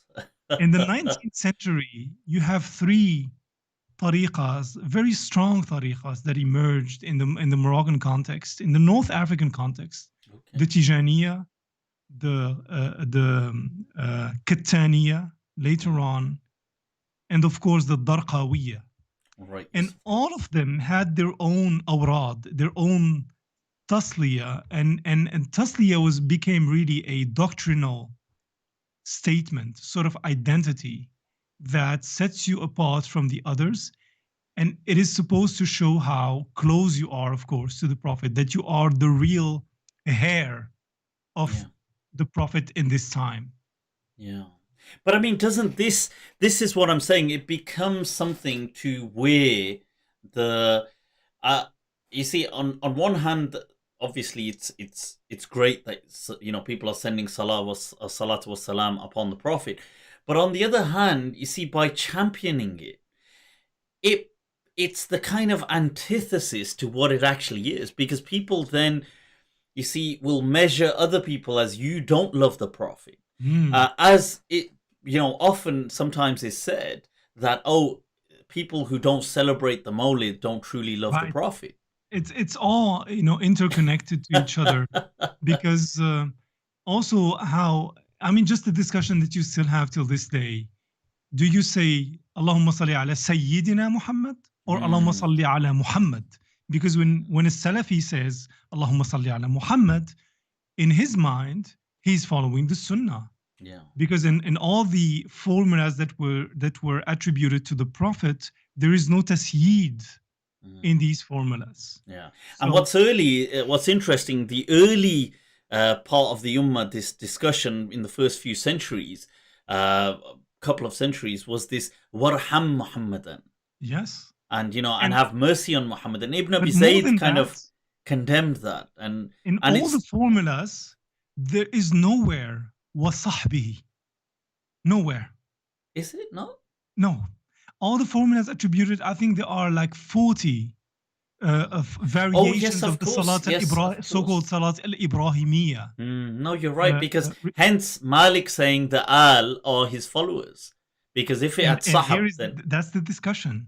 And later on, it became really a theological statement of Ahlus Sunnah wal Jama'ah, to add وَصَحْبِهِ, to basically saying we are not Shia, because we really say وَصَحْبِهِ. And here we are really discussing this whole idea of Adalat al-Sahaba. Adalat al-Sahaba is the authority of the Sahaba, basically, that all of them are trustworthy. It's an issue of beyond reproach. Exactly, and many other non-Sunni Muslim groups. I don't know if have you looked into ever where this the development of the term, and by extension the concept then of Sahaba, emerges, because this is not the actual natural Arabic word for companions, is it? Because it would be ashab, like the Prophet would, like in early Islam, they would have probably said ashab, or maybe sahab or sahib, but Sahaba, this becomes an institutionalized term later on, isn't it? Which is now, for centuries now, it's been the term. that Exactly. the Sahaba, we understand. I've often been intrigued with this. At what point the origin. I did look into something where somebody showed me, but I didn't. I found that it didn't really. The dots didn't match up about Ibn al-Muqaffa, and I thought doesn't really make sense to me. Interesting, because you made me think about this hadith. اشتقت إلى أصحابي, Mm. right? He did not say sahabati. No, it He would was like asking, who even in are the they? other hadith in the Muwatta where the Prophet said, "Oh, and on the day of judgment, I will say ashabi, ashabi," and they will say, "Innaka la tadri ma fa'alu ليس ما ba'dak, فعلوا بعدك. Yes, ahdathu ba'dak." Yeah. So this, or the other one, ashabi, ashabi, la tattakhiduhum gharadan min ba'di, the hadith they use in all the khutbahs. But this term, sahaba, صحابة. it's an interesting term, and I've been often intrigued that I wonder at what stage that kind of comes in and then just takes over the whole. Exactly. I think, I mean, the early texts that I came across using the word sahabi were from, I would say, the late first century, and this is where the concept of sahabi also emerges, because it is also, you are in the midst of this political discussion between the Umayyads on the one hand, the Shia on the other, but also the Zubayrids, which is also very important. It gets lost in the discussion. Okay, that's Zubair ibn fascinating. Awam and his group, who were in charge politically of the Hijaz, because the Banu Umayya, had to. It was only under al-Hajjaj that they took part of Hijaz, and this is also something very interesting, because when the Abbasids came into power, they had two problems in terms of historiography. Okay. If they say we are members of the family of the Prophet, the question is, well, here are his direct descendants. Why should we, go with you as, his cousins or whatever? And it is what it is. And on the other hand, is also the Abbasid movement in the beginning was historically a movement anti-Umayyad. Yeah. Which I mean, was really a originally, I protest would have movement. thought they were part of the Shia movement, but it's Yes, just, yes. but once it becomes like, well, as they get closer to the actual seat of power, they think, well, it's all up for grabs now. And this is also where the Sira gets written, because when you see also from whom Wow. Ibn Ishaq took, Ibn Ishaq, it's basically the whole Zubayri connection. It's not the Umayyad connection. So now you had to find someone who is not too Shi'i and not very Amawi. So Okay. you had to strike a balance Wow, in that's the very historiography. fascinating. Wow. Okay, that's really, that is really interesting. I see that. I mean, honest, a completely unrelated note, because I've been reading into a lot of this. I've been doing a lot of research on the chains. I've got to Yeah. do an episode on all the asanid to do with the age of Aisha. Okay. And the interesting thing is, because I find them all on the age of Aisha at the time of her marriage. Now, I find that the issue comes in, or the actual coming down to Rawi Zero, who is behind the manipulation of this text, is Urwa, I feel. Because, and I felt that he may have done it, obviously being the nephew of Aisha, he did this, I feel, that maybe just to counter certain allegations and insults, and at the time where people may be accusing Aisha of things, and so he's kind of further pushed this whole thing back to. Was he not the transmitter from whom Ibn Ishaq took a lot of material to write his? If I Yeah, remember well, he that's was he Urwa. was. It was because Orwa was one of the key transmitters, and even the Sira. I mean, that was just a side note, but the Sira thing is really intriguing, because it's such a mess. To say the least, Mufti, to say the least. It's basically just brought forward this militant aspect of of alleged warfare. This is what the Prophet was all about. It's just maghazi, and Yes. this is it really. Yeah, and I find that's so intriguing because the question being asked is, why is it Muslims, obviously from the time of the Prophet to, let's say, the end of the 200s, so you've got almost 200 years of Islam. Right now, why is it that during these 2 centuries, Muslims did not, none of the three, they did not write, even though, I mean, just to kind of lay the backdrop, first of all, before I ask the question, and this is not me asking, this is the questions being asked, that, look, this was a time, especially during the latter part of mass, of writing, of mass transmission through scripts. Imam Malik has transmitted from him at least 100,000 fatwa. The Mudawwana in and of itself is about 30,000 masail.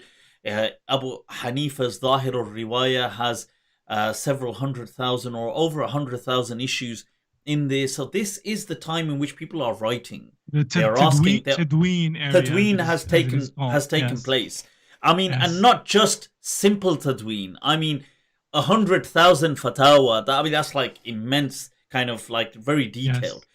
So in this era, how is it that Muslims have still not written a basic creed of what is it? They're telling people that, for example, this is how, if you've got a neighbor, you don't tap this nail into the wall. If you've got sharing the path, you don't do it like this. If you're buying tomatoes with this, and they've got books on this. But nobody's written, by the way, teach your kids this is what they should believe about God.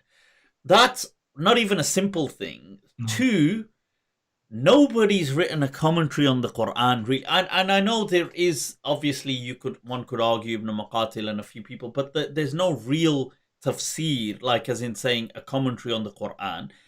And nobody has written, really, from these imams, a seerah. Like, there's no basic biography of the Prophet. And then these are the questions. And now, how would you respond to that? I mean, this is a very, indeed, for any historian and believing Muslim, a very tough question, because you have a lot of theories. But one thing that is undeniable is that the Sirah was written because the Abbasid authorities wanted it to be written. I think it was Abu Ja'far al-Mansur who asked for it to be written. So the whole Tadween era takes place under the watchful eye of the Abbasids. So that's one thing. The other is also in terms of theology, and also in terms of the Sirah itself. You had the Ahadith, you had a lot of riwayat, but you had also competing views of the Sirah, putting certain people, in this version in a better light than compared to another. And most of it was politically motivated. I mean, let's not forget that also talking about Orthodoxy, that Ali ibn Abi Talib was cursed for a long period of time under Umayyad rule, until Umar ibn Abdul Aziz, the Umayyad ruler, stopped him being cursed, on the Friday prayer. And there is a whole, and this is something we know, but the main question, I think, for historians is, what about these other sects that disappeared? Because we know about the Khawarij only from the point of view of their adversaries. We know about many people who were deemed deviant or heretics, etc., from the point of view of their adversaries. But what was their version? And that's a very tough question to answer. But the thing with the Sirah that makes it very tough is also because you would have wished for an alternative version as a historian, I'm speaking, to have survived in the Shia community or communities in plural, or among the other sects of Islam. But they all followed the version of Ibn Ishaq, basically through Ibn Hisham. That's also another, the abridged version of it. So it's really tough. At the end of the day, a lot of Western scholars are speaking about two things to separate these two. The prophet of the historical Muhammad, and the Muhammad of the faith. And the two are very much separated from each other. And that's indeed a very interesting point for further research. Because I felt that one of the reasons may have been, I felt that it may have had something to do with the maybe the confidence in, obviously they were all confident people, but if I can maybe use the term audacity, to be able to present a creed. Because remember, in early Islam, there is no name Ahlus Sunnah. There's just Muslims. There is no Orthodoxy, is just Muslims, and it's still being kind of forged out. Yes. Now, for a person to make a stand, like let's say Imam Malik made a stand and said, okay, we will teach our kids this. This could subject him easily to becoming a target from other people to say, who the hell does he think he is? The Prophet never set this out. How can he set it out? And I felt that maybe a similar thing with tafsir was that people may have felt that they could easily become susceptible to becoming targeted. Like if, you see, I can, like let's say I'm a muhaddith, I'm an imam, I can teach hadith all day, I can teach my fatwas, I can teach, I'm in Medina, the Amalu Ahl Medina. But if I start saying, and here when Allah says this is what he really means. Now, people might say, who the hell do you think you are? Telling us what Allah really means.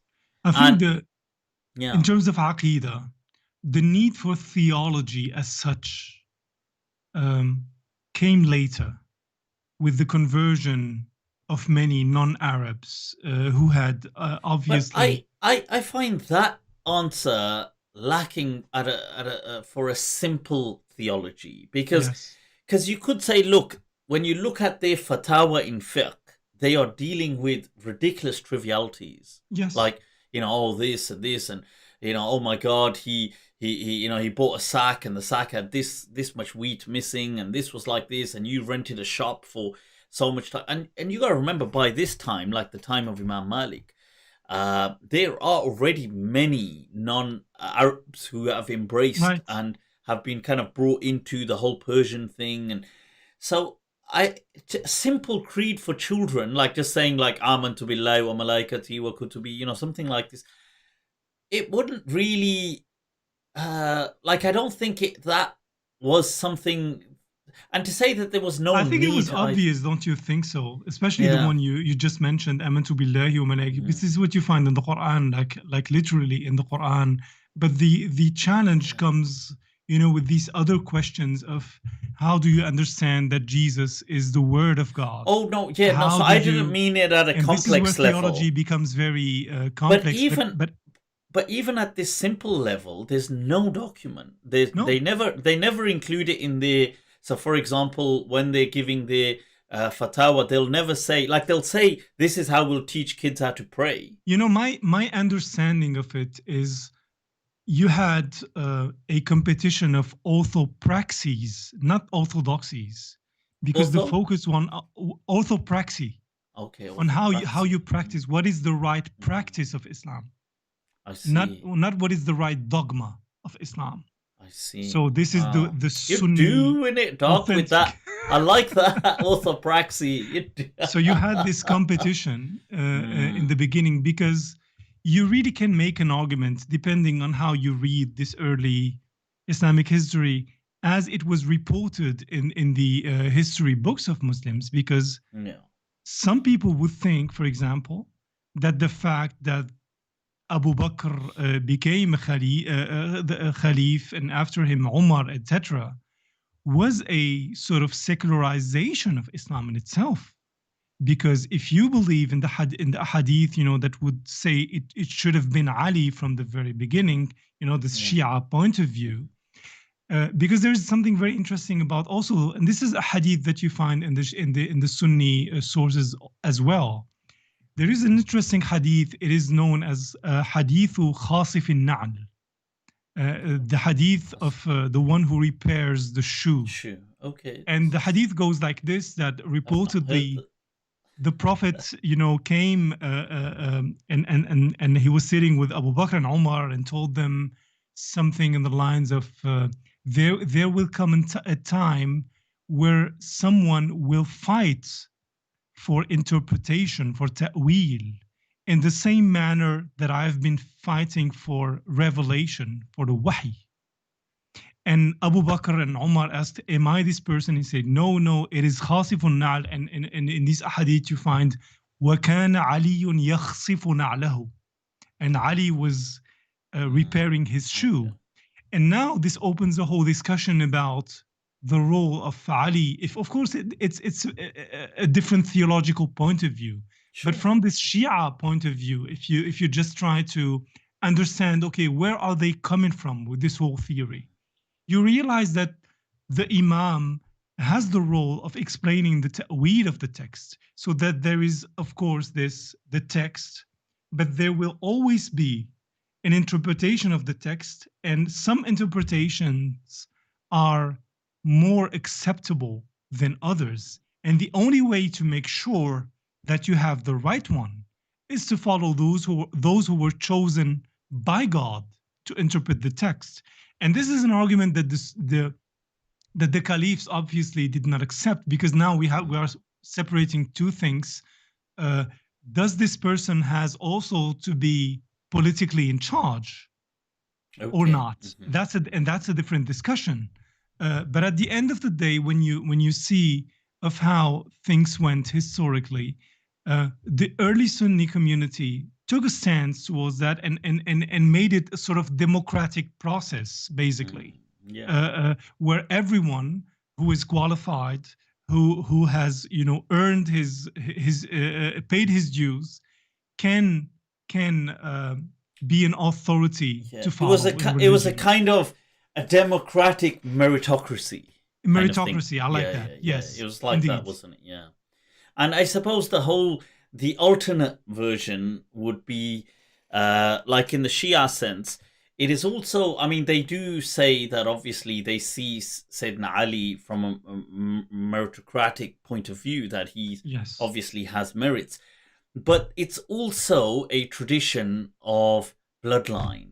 So it's like the traditions of old, in the sense that people, to really rule, it should be the same bloodline, isn't it? You can't just have new people jumping on the scene. And this is where the discussion about the Khawarij historically becomes very important. Because at the end of the day, despite, this whole very extremist, violent aspect, that some groups had, the Khawarij as a movement, you can read their history in the sense that they said, we don't want anyone from Quraysh ruling. Because at the end of the day, it was a competition between Banu Umayyah and Banu Hashim through the line of Ali and his sons. Yeah. And they said, no, every Muslim who is pious can be in charge politically of the Ummah. Yeah. So and it is a very interesting way of approaching politics, because this whole battle between the Umayyads and the Hashimids is something that still impacts Islam till this very day somehow, right? And yes, you can read a lot of later developments along those lines. I feel that it's a very good way to, by triangulating certain things, to also be able to have a good idea on what was, what we can confidently say about Islam. So obviously their differences aside, but let's, for example, in a previously I've in a video used that point as well to respond to, not saying that's the main point, but a point Yes. to respond to this thing of also the Mecca question, that Mecca was actually in Petra. Saying that, well, actually, even if, one of the points I've mentioned is that, okay, fair enough, there's all these other evidences and I've responded. But when you take three heavily opposing factions, like the Sunnis, obviously not called Sunni at that time, but the Sunnis, if you like, the Shia and the Khawarij, who couldn't stand each other in early Islam, they would never have tolerated the other moving the Qibla, and they would never have gone with it. Yes. And they would have made a point of secretly transmitting that this is their Hajj and this is their Qibla. Our Qibla is actually over there. Yes. So I feel that triangulation method to establishing some of the early living tradition is a good method. Yeah. And also with regards to the Quran, obviously there is this very tough discussion about the Quran, and the qira'at, etc., which is very long and complex. But at the end of the day, you really can say that the main authorities of all these Muslim sects do have the same Quran to a certain degree. If you think about the Shia today, they have exactly the same Quran, that is being read among the Sunnis elsewhere. But, I just wanted to come back to the discussion about al-Khawarij, because it reminds me also, we're talking about the evolution of Orthodoxy. Yeah. And they are really fascinating in the sense that what's your fascination with the Khawarij? Enlighten us, Dr. I have to go back to the history of Morocco, because at a certain period of time, a lot of Moroccans followed the Khariji madhab, right? At the beginning, when the Arab conquerors, or however you want to see them, came to Morocco, the Umayyad rule had made a lot of these native Moroccans, the Berbers, into second-class Muslims. And they had their Mawali system elsewhere, where we had to be connected to an Arab tribe, and it always made you second-class citizens. And many historians have made an argument that the Umayyads did discourage conversion to Islam because they wanted the jizya to be paid, which was a higher tax. So in Morocco, a lot of these Berber realized, well, we are being treated not very well from the Umayyad authorities, and they rebelled against them. And they adopted the Khariji madhab. And every time in the history of Morocco, when the population was, and that's really interesting, when the population was dissatisfied or disillusioned with the theology in place, they would go with the competing theology, because later on they became Shi'i. They went. When the Fatimids, were in charge, they adopted a lot of their theology, and then even one of the first dynasties in Morocco is the Idrisid dynasty, and Idris himself was a Zaydi who fled the Abbasid persecution of the Shurafa to Morocco, and this is something that you find. It's really interesting as a continuity in Moroccan history, because you find at different moments in time a lot of prophets, even people who claimed prophethood, emerging in this Moroccan context, or even Mahdis, a lot of Mahdis in Morocco. And another Mahdi, of course, Dr. Mahdi. I'm the last and true one. So follow me, people. Yeah, no, but that's a very good point about how people often, you see, faith or theology, better still, is often a political tool. Isn't it? It shows you know what, I'm fed up with you. This is where I pledge my allegiance. It's interesting that the Andalus, under the revival of the Umayyads, Bani Umayyah, over there, then choose the madhab of Malik as a state madhab, whereas the Abbasids have the madhab of Abu Hanifa. I mean, Right. whether that had some, I'm sure politics always, there's Always. always some angle, isn't there, of power. Always, Yeah, indeed. but the Mawali thing you spoke of is so true and fascinating. I was thinking about this actually just last week. I was going over certain things about this whole this you about being a client to the Arab tribes. You have Right. to, this is and you are second class. And it's interesting that this word has, I believe that's still that is the root for this word, that it has lived on in the Indian subcontinent as a word for somebody who is up to no good. Okay. So they call Interesting. like somebody who is basically like a thug or something like Okay. this. Like they will say, Mawali. Oh, And it's interesting that it's used when we go to early Islam. Although initially there was this thing of, people who, these clients of the Arab tribes, and then by extension slaves, right. but then it's just used non-stop to non-true Arabs, as in those who become Arabicized but are non-Arabs in essence. But And they, that's also a very big issue in Islamic history. This whole idea of superiority of Arabs, with regard to or compared to other Muslims, yeah, and it runs very deep. It still impacts, I would say, for instance, the way many modern Muslim states have defined themselves. For instance, if you think about Morocco, um, Morocco understands itself to be an Arab country. of course, of course. But is it really the case? Yeah, Because 60% of the population does not speak Arabic. That's one 60, thing. 60%. 60% No does not speak way. Arabic.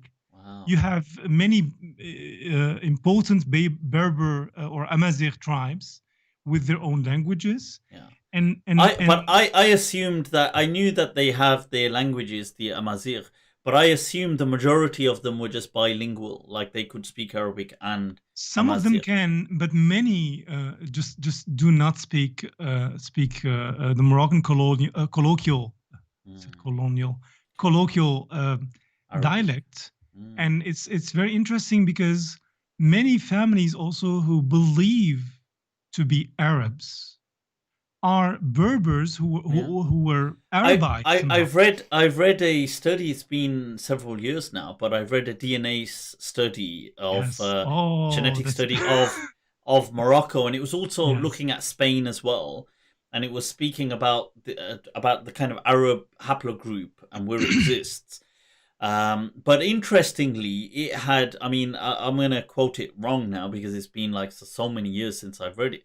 But it was showing almost, if I recall anything accurately, almost up to 90%, if not more slightly, were not actually from the Arab haplogroup, but they were just Arabicized with time. They were actually just Berbers. Like this I was mean, Northwest Africa, like in Morocco Morocco, especially. it started in the under the Muwahideen rule.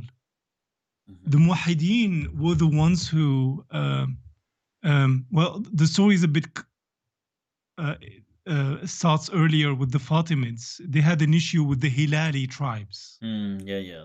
And the Hilali tribes were Arab warriors who were just, I mean, thinking about it's conquest it's argued that they were sent there in yes, essence to to kind of, get rid because of they them. were an unruly tribe, the Banu And the Hilal. Muwahidun used them in their wars in Spain, but also allowed them to make Morocco their home. And it is only at this point that you may argue that Morocco started to become culturally Arabized somehow, and the influence of the Arabic elements became more and more important. But what you said about the DNA is very interesting because there are many studies done on the Y chromosome, Yeah, yeah, that's you what I know, meant. The haplogroup to within see where there they are for the coming from. Arabs. And Yeah. many indeed are are Because I not think, if I recall correctly, I'll just actually, because I'm pretty certain it's the J. Let me just see. Haplogroup J. I'm pretty sure that is the um the Arab haplogroup, is it not? Let me just see. Haplogroup J. Yeah, it is. Haplogroup J, yeah, is the I believe it's the main Arab haplogroup.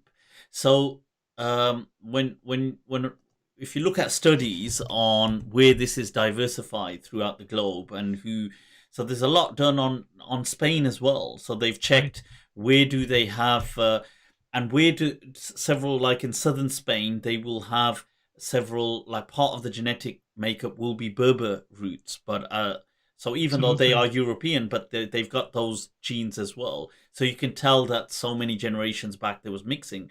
Exactly. But surprisingly, they were showing that actually the overwhelming majority of Morocco were not genetically Arab, but they were Arab as in by today culture, but they weren't genetically of that haplogroup. But you know, the whole identification with Arabs officially really started in the 20th century, when it became a nationalist creed, because the nationalist movement in Morocco defined Morocco as an Arab Muslim country. Yeah. And the problem with that kind of definition, it may apply to a lot of people who see themselves that way. But in Morocco, you had, until that point, a very important Jewish community, Moroccan Jewish community, who were native Moroccans. And many of them were there before the arrival of the first Muslims. And on the other hand, also the old Amazigh tribes, who are not Arabs and who could not identify themselves with the Arabs. So the whole history of the Amazigh movement had to be rewritten to make the connection with Arabs. So the first, I remember, the first lesson in the history class that I took in Morocco was that the Amazigh, or the Berbers, came from Yemen. Just to establish this connection this is Arabs. fascinating. I'll tell you this. This is fascinating because you see, I feel this is my kind of I'm in line with the fact that this whole, this kind of this genealogy, when it goes back to Adnan and Qahtan and all of this, I feel that's just kind of made up. The Arabs kind of, to that extent, they just made it up. I mean, they were obviously people that kept genealogies and they kept their ansab, but when it got to, and I was reading into some of this, that even Qahtan, the southern Arabs, were most likely a different people. And it seems that because in their language, I was reading the book Arabs, A 3,000-Year History, and they were showing studies of how they would just end words with an. Okay. And that's how they wrote words. So Qaht, most likely that region was to do with the desert or something. And it may have been assumed that, is this a person's name, Qahtan? Now, and then the argument is, the theory is that Adnan is then just created on that wazn to rival him. So Adnan becomes a character that is then a rival to Qahtan. I mean, not only that, but also Adnan is important in his connection to Ismail. Of course. Because now you have, different things, because on the one hand, also just talking about the hadith, there is this statement that the Prophet would never go up in his genealogy over Adnan. Right? Beyond Adnan. But then later on, you find an unbroken genealogy until that reaches to Abraham through Ismail. Yeah. And it is basically this whole idea that this is the Millatu Ibrahim, the true one, that has been revivified with Islam. And a lot of rituals are being adopted in that name. For instance, if you think about, I mean, it's a bit of a controversial issue. No.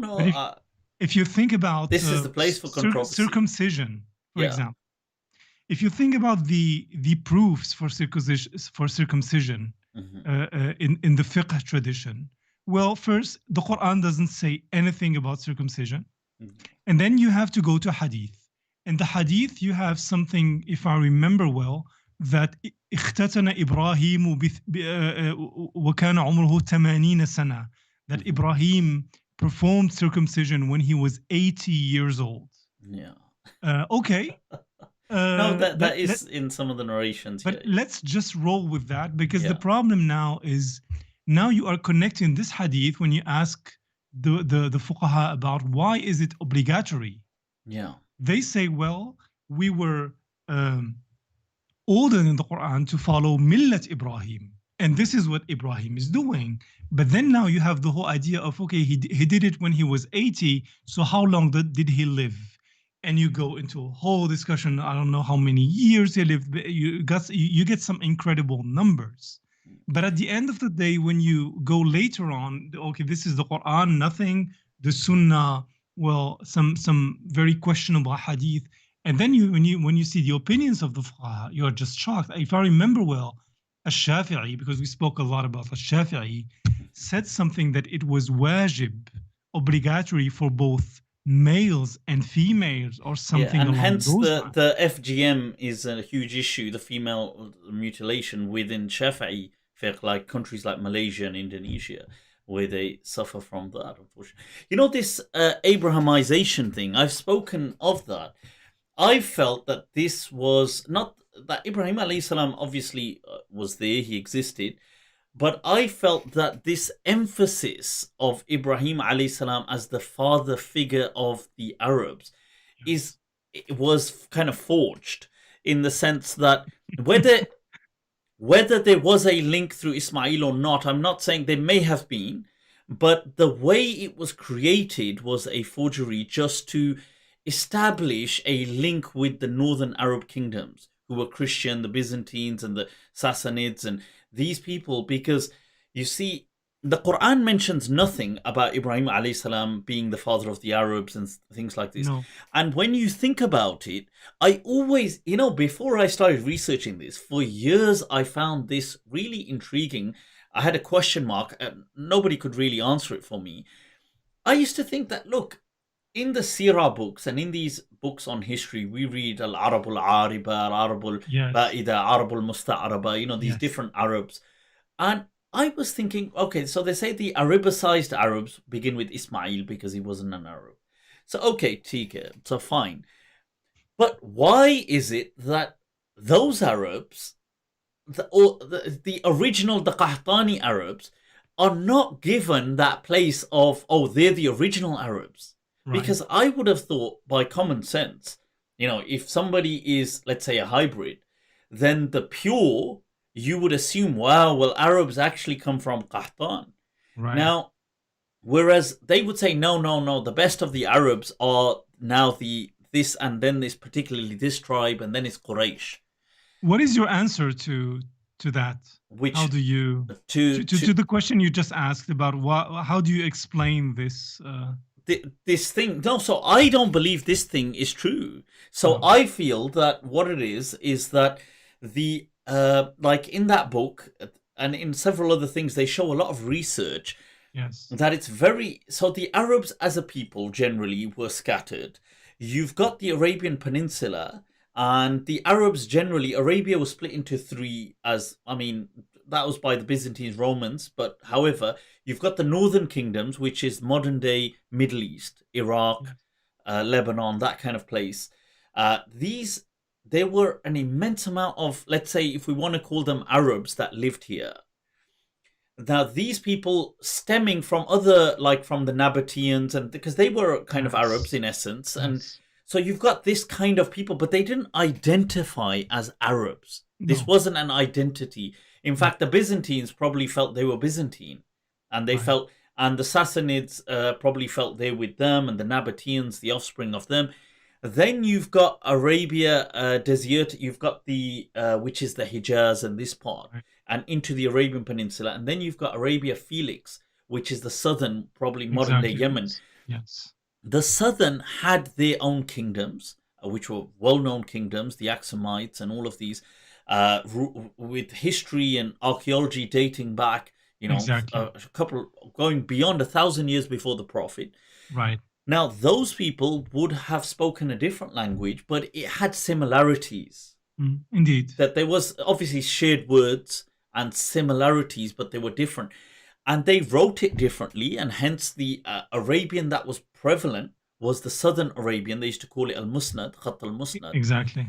And what happens is the northern kingdoms used a different script from Nabatean script called al-Jazm.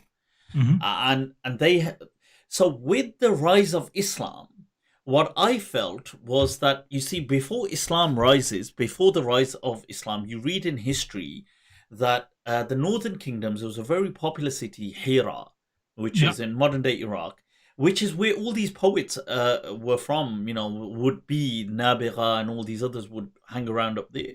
So Labid and Al-Asha and all of these. Now, you see, there's writings, or in history, we learned that Abu Sufyan, would have trade in Hira. He would go there, and he brings back somebody by the name of, I believe, Bishr ibn Abdul Malik, who he marries one of his daughters, and he tells him that, teach us the script, and he's one of the first people to bring the script into Hijaz, and it's starting to get popular. Now, with the rise of Islam, as the Quran, as the Prophet emerges, as Islam starts to emerge, there is an active choice to choose the harf of Jazm over Musnad. Yes. We're going to use the Nabatean, that kind of script, to write the Quran. And hence, I believe, this is why I believe it was accurate that people like Muawiyah radiallahu anh were amongst the early people to write, because they were from that family who were writing. Now, and even in the battle of, where you're going to see in the battle of Badr, the Prophet saying, look, if you can teach the people of Yathrib to write, you can go free. Yes. So this script is being migrated. And indeed. And we're seeing that when, after the Prophet and after Islam has got some kind of a stronghold, and now Muslims start to do their conquest further north with Umar radiallahu anh and other people, you see, when they move into the northern kingdoms that had a history of prestige, they had these great poets, these great... What makes your heritage special to them? Because they come from a rich tradition of Christianity. They come from a rich tradition. And it's interesting that, you see, when Muslims go up north, as Islam spreads, there's a lot of fiqh questions. Can we read the adhan? Can we read al-Fatiha bil-Farisiya? Can we read? Can we do this with the Farisiya? Can we do Farisiya? Why are there no questions about Greek? You see, because Greek was heavily prevalent in the whole Byzantine thing, because the Greek, most of them were Arabs. They shared this Arab background. So they could understand, they had similarities with Arabic. So they didn't really need a translation of the Quran, even if they didn't fully speak like that, but they could understand it. Whereas the Persians couldn't understand altogether.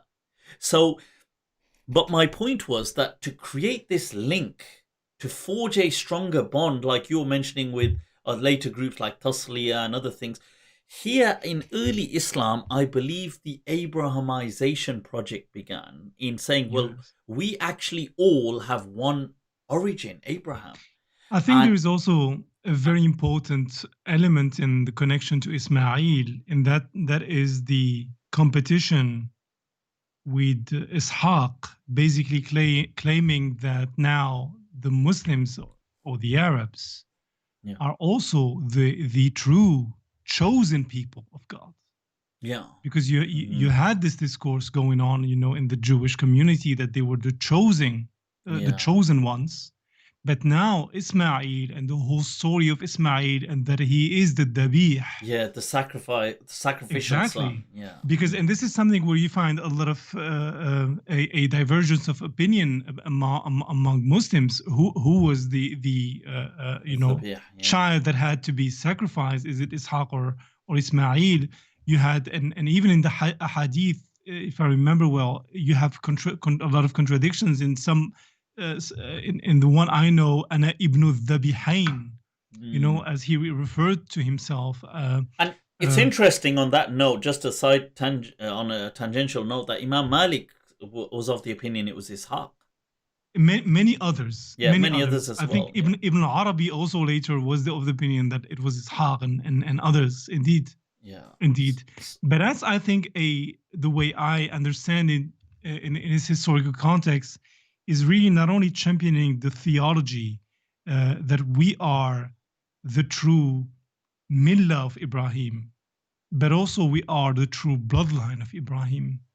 I mean, legitimacy, isn't it? Absolutely. Legitimacy, absolutely. But I felt also what was important in early Islam was carving an identity. You see, this thing of Arabs didn't exist in that way. Like, they were Arabs, but they didn't think of themselves as a people that were united. No. Now, this tribes. Yes. Now, this identity being carved out, I feel the Abrahamization of it helps massively, because it includes even the Jews. It includes even, it creates bonds, and then Ibrahim, the story with Mecca, then allows Muslims to present why our thing is important, like our side. Why is that Arabia important? Well, Abraham built the Kaaba there. Yes. You see, so it kind of gives this, because to the northern kingdoms, the Arabian Peninsula, especially the Hijaz thing, was of insignificance to them. Like, they didn't see that as anything important. They weren't of great civilization or sha'ab. And so to them, saying, well, Ibrahim alayhi salam. And this is why I feel that even I've said, the story of Safa Marwa is actually made up in my understanding. And it's just that, these were sacred sites based on pagan practices, but it lost its pagan meaning. Indeed. And the Muslim, and this is why if you read the Quran just says, من شعائر الله فمن تطوع بهما فإن الله شاكر عليم. It doesn't say about Hajar and this whole thing of Ismail and this whole thing. So but this is part of that Abrahamization of saying, well, look, this we are all connected through this.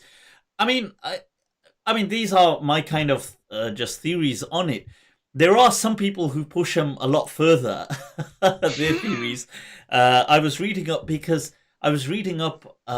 by a few works by the historian Ahmed Osman, who's an Egyptian. Okay. Very controversial views he has. But it's interesting. Some of the things are factual about Abraham. I say factual as in accepted, like Abraham doing the circumcision much later when he comes back from Egypt. And what is factual is the Egyptians were amongst the oldest civilization to circumcise. Yes. So this understanding is he does this from their tradition. But why does he do this from their tradition? Now, Ahmed Osman, his theory is that, you see, in the Bible and in some Islamic literature, it does mention that when Ibrahim is traveling with Sarah, he's fearful and he says, well, say you're my sister and so on, and she is taken in the Bible. She's taken by the Pharaoh because she's really beautiful, and he marries her. Now, and then the Pharaoh gives Abraham a slave because Sarah says, well, give him, somebody is lonely, and he gives him Hajar. Now, the interesting, what Ahmed Osman claims is that according to the biblical version, she stays with Pharaoh until Pharaoh then later realizes, oh, well, why did he not tell me that was his wife and this is wrong? Yes. And sends her back with him. But when he sends her back, she is already with child, so she's pregnant. Okay. And that child is, according to him, is Ishaq. Ishaq, yes. This is why in the Bible, Abraham is criticized for his son not looking like him. Okay. And you see, according to him, the chronological figures are different. So he says that Moses the Pharaoh was Dawood. Yes. So he puts David pre as a Pharaoh, and this is why David is such an important people to the Jewish people. Right. Because so he has a really intriguing way of looking at things, and he's trying to I mean, prove his. It's just whoa. but that's really the problem with these stories, pre-Islamic stories in general, Yeah. that were adopted heavily by Muslims. You have to do a lot of gymnastics, to keep them alive, to keep the system working. And if you compare this to the Quranic approach, like the Quran is not interested in these kind of details. Exactly. I mean, it's so fascinating that, just on that note, that even many Islam critics will say today that, when you, like Patricia Crone and these people she's passed away, but her works are very popular today, Michael Cook and others. Even Fred Donner says the same thing, that look, if you read the Quran, imagine you just read the Quran and there was no history of Islam alive. It's very difficult placing anything anywhere. Like you can't even, like even countries ain't named. You don't know where this is happening. You don't know, it's just like, it's almost just, it's in its own, it's just floating. It's not in But also the kind of dogma, and that's very interesting, the kind of dogma that emerges out of the Quran alone. It's a very simple dogma. You have monotheism, you believe in God, and there's only one God, that there is a day of judgment, that everyone would be held responsible for his actions or her actions, that there are angels and other, things out there. And that's basically, and be a good man or good woman, and that's it, basically. But then when you compare that to how Islam has evolved in time, now it's really super. Now you need to spend at least, I would say, 20 years studying theology, now to be it's a good like Muslim, to understand what you are talking about. Now it's like, mashallah, you believe all these 234 things, but do you believe that 235th thing? No, kafir. You just lost your Firqa Najiyah membership. That's tough luck. I mean, that's not even Firqa Najiyah, you're just a kafir. But that's really, talking about, I just wanted to ask you about something that I've been reading a lot about, because we talked about the early Islamic history, and I really do have the feeling sometimes when we think about this hurub al-ridda, right? That's really fascinating. I've just been trying to read through something about this, And it is, I think, a very tough discussion that a lot of people should be more interested in, because it makes this point of how theology and orthodoxy will evolve later on. Because what a lot of people kind of want to remember is that, Abu Bakr sent an army to fight Musaylima or Maslama, who pretended to or claimed to be a prophet. And that was, of course, non-negotiable, not acceptable. But then when you read why certain tribes didn't want to pay zakat to him, and that some of them believed that it should have been Ali, and or had a problem with him, with Abu Bakr being the head of the community, it just gives you another perspective. If I can add to that, Please. What I find very interesting is, I mean, not even so much about the Abu Bakr versus Ali thing at all. No. But what I find very interesting is, you see this, if we look from the documentation perspective, the Prophet only collects in Am al-Wufud, in the year 9th year of Hijri, he collects some zakat. Now, it only seems from the records that certain tribes only paid it. It was not the whole of Arabia, and it's not certain whether some of them are just paying it out of goodwill, or is it a kind of a compulsion. It's not clear. But what is clear is there's several tribes that are in treaty with the Prophet, like I believe some from Ghatfan and other places, and they are giving something to the Prophet. That is clear, and some others are coming and they're giving something, but are they giving it as a goodwill gesture? Are they giving it as, no, we are coerced to give this? It's not very clear. It's yes. not clear, and what's not, and it doesn't seem the entirety of Arabia is giving it.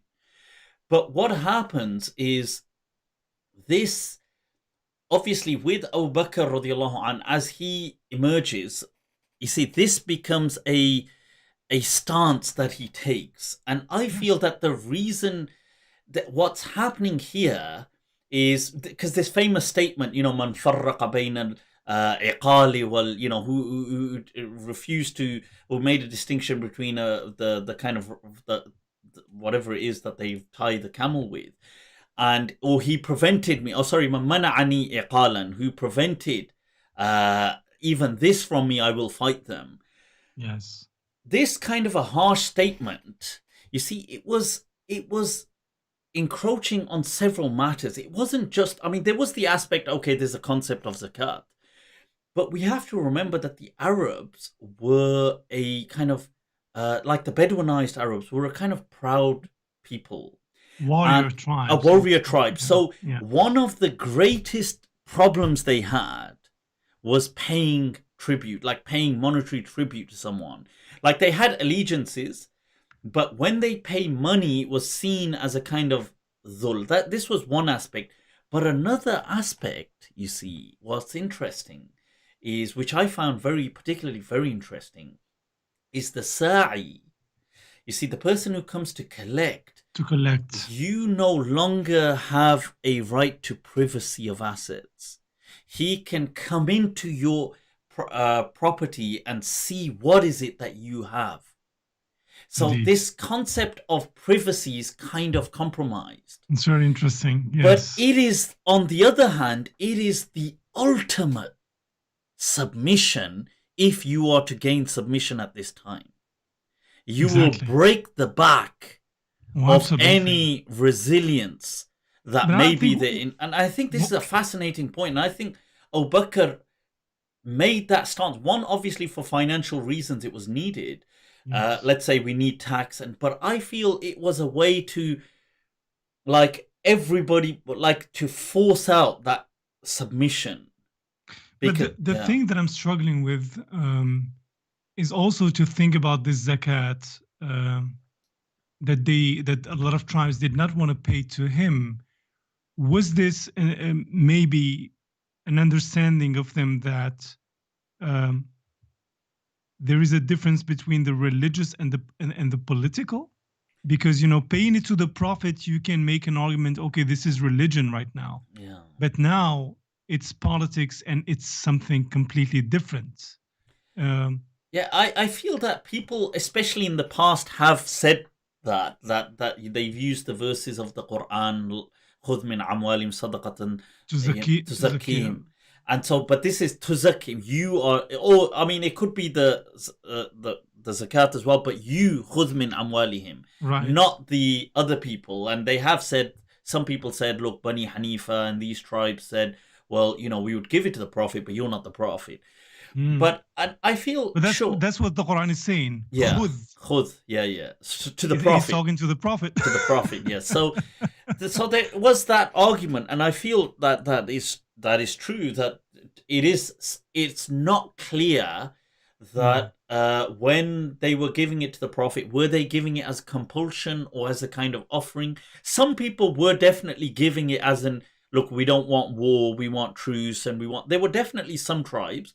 But all of Arabia was not giving to the Prophet, because the Prophet, when he receives zakat from them, within several months he passes away. So there isn't that, this thing isn't kind of fully articulated. Okay, what Indeed. Are the rules? And Indeed. Okay, it's going to be this much, and we're going to do it like this. And but I do, and I can understand why the Arab tribes would feel that, look, why give money? We're not going to give money. Okay, we're, fine, we'll be with you, but we're not going to kind of give you money.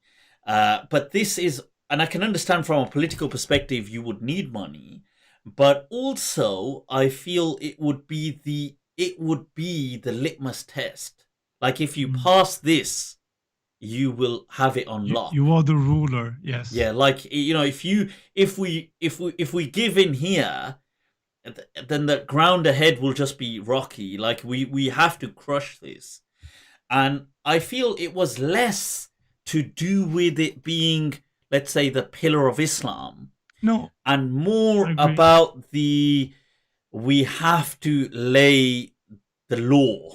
Like we and have it's to also a way of, if you think about it from a political point of view of what was going on in Medina, and the kind of opposition that Abu Bakr had, not only from Ali and the members of his family, but also from many Ansar in Medina itself.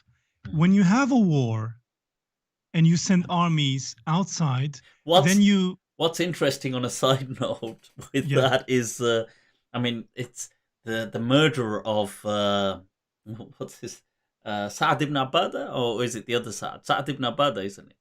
The Sa'd ibn Abada in Bukhari, because he is also finds problems with the way things are being done, but he's murdered, and in Bukhari it mentions, a jinn murdered him.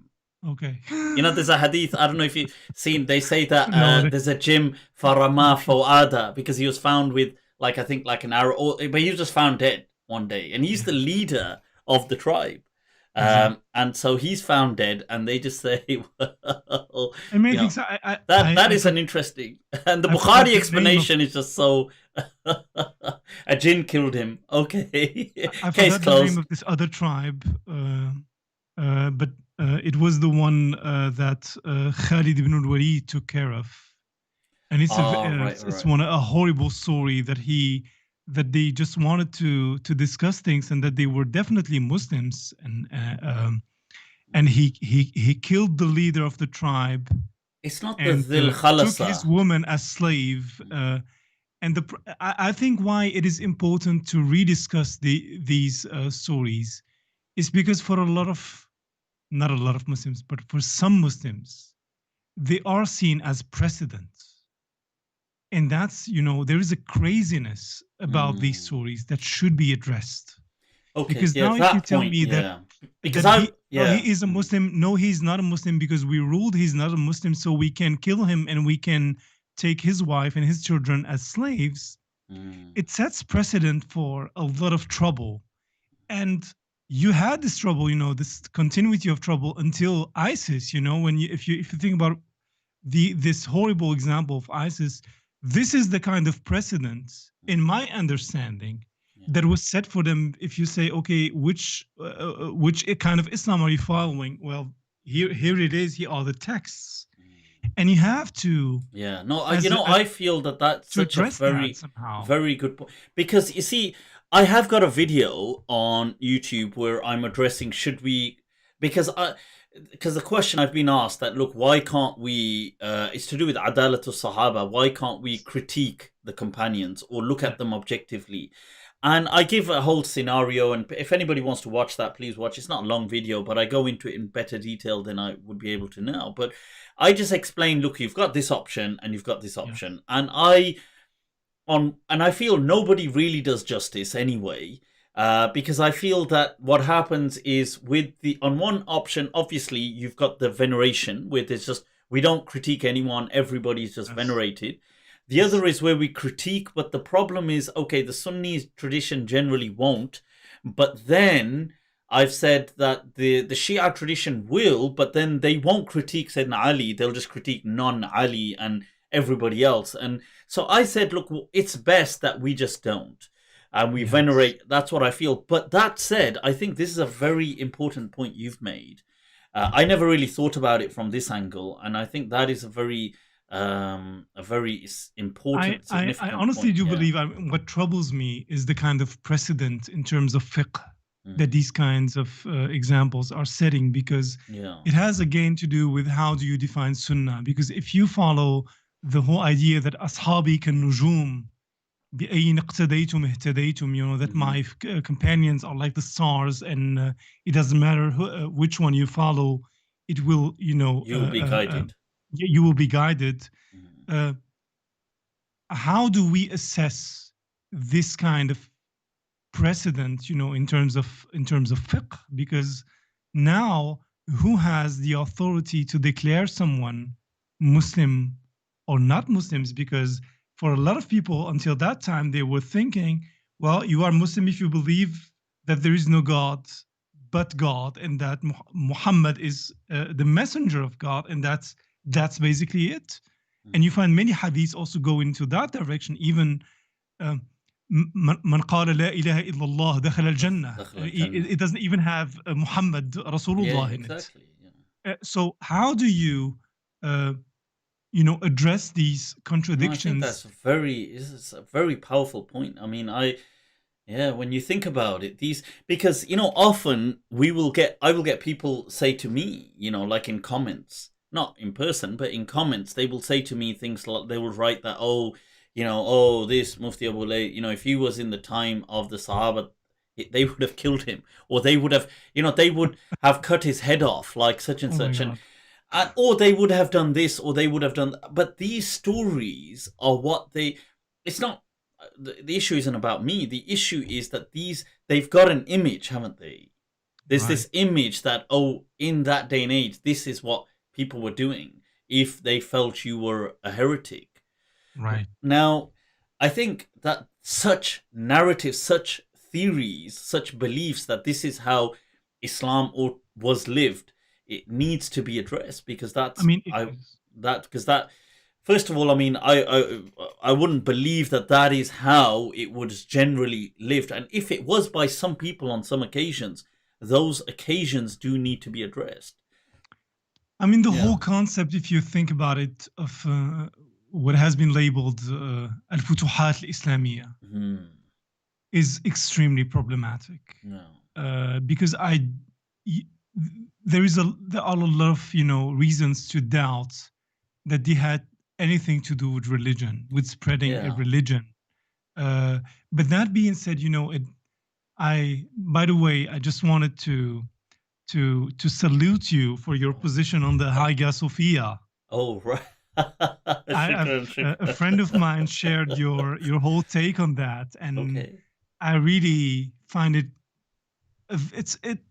that's the right position to have, in my view, because I've listened to many other shuyukh online, and like you see, some people are really disconnected from reality.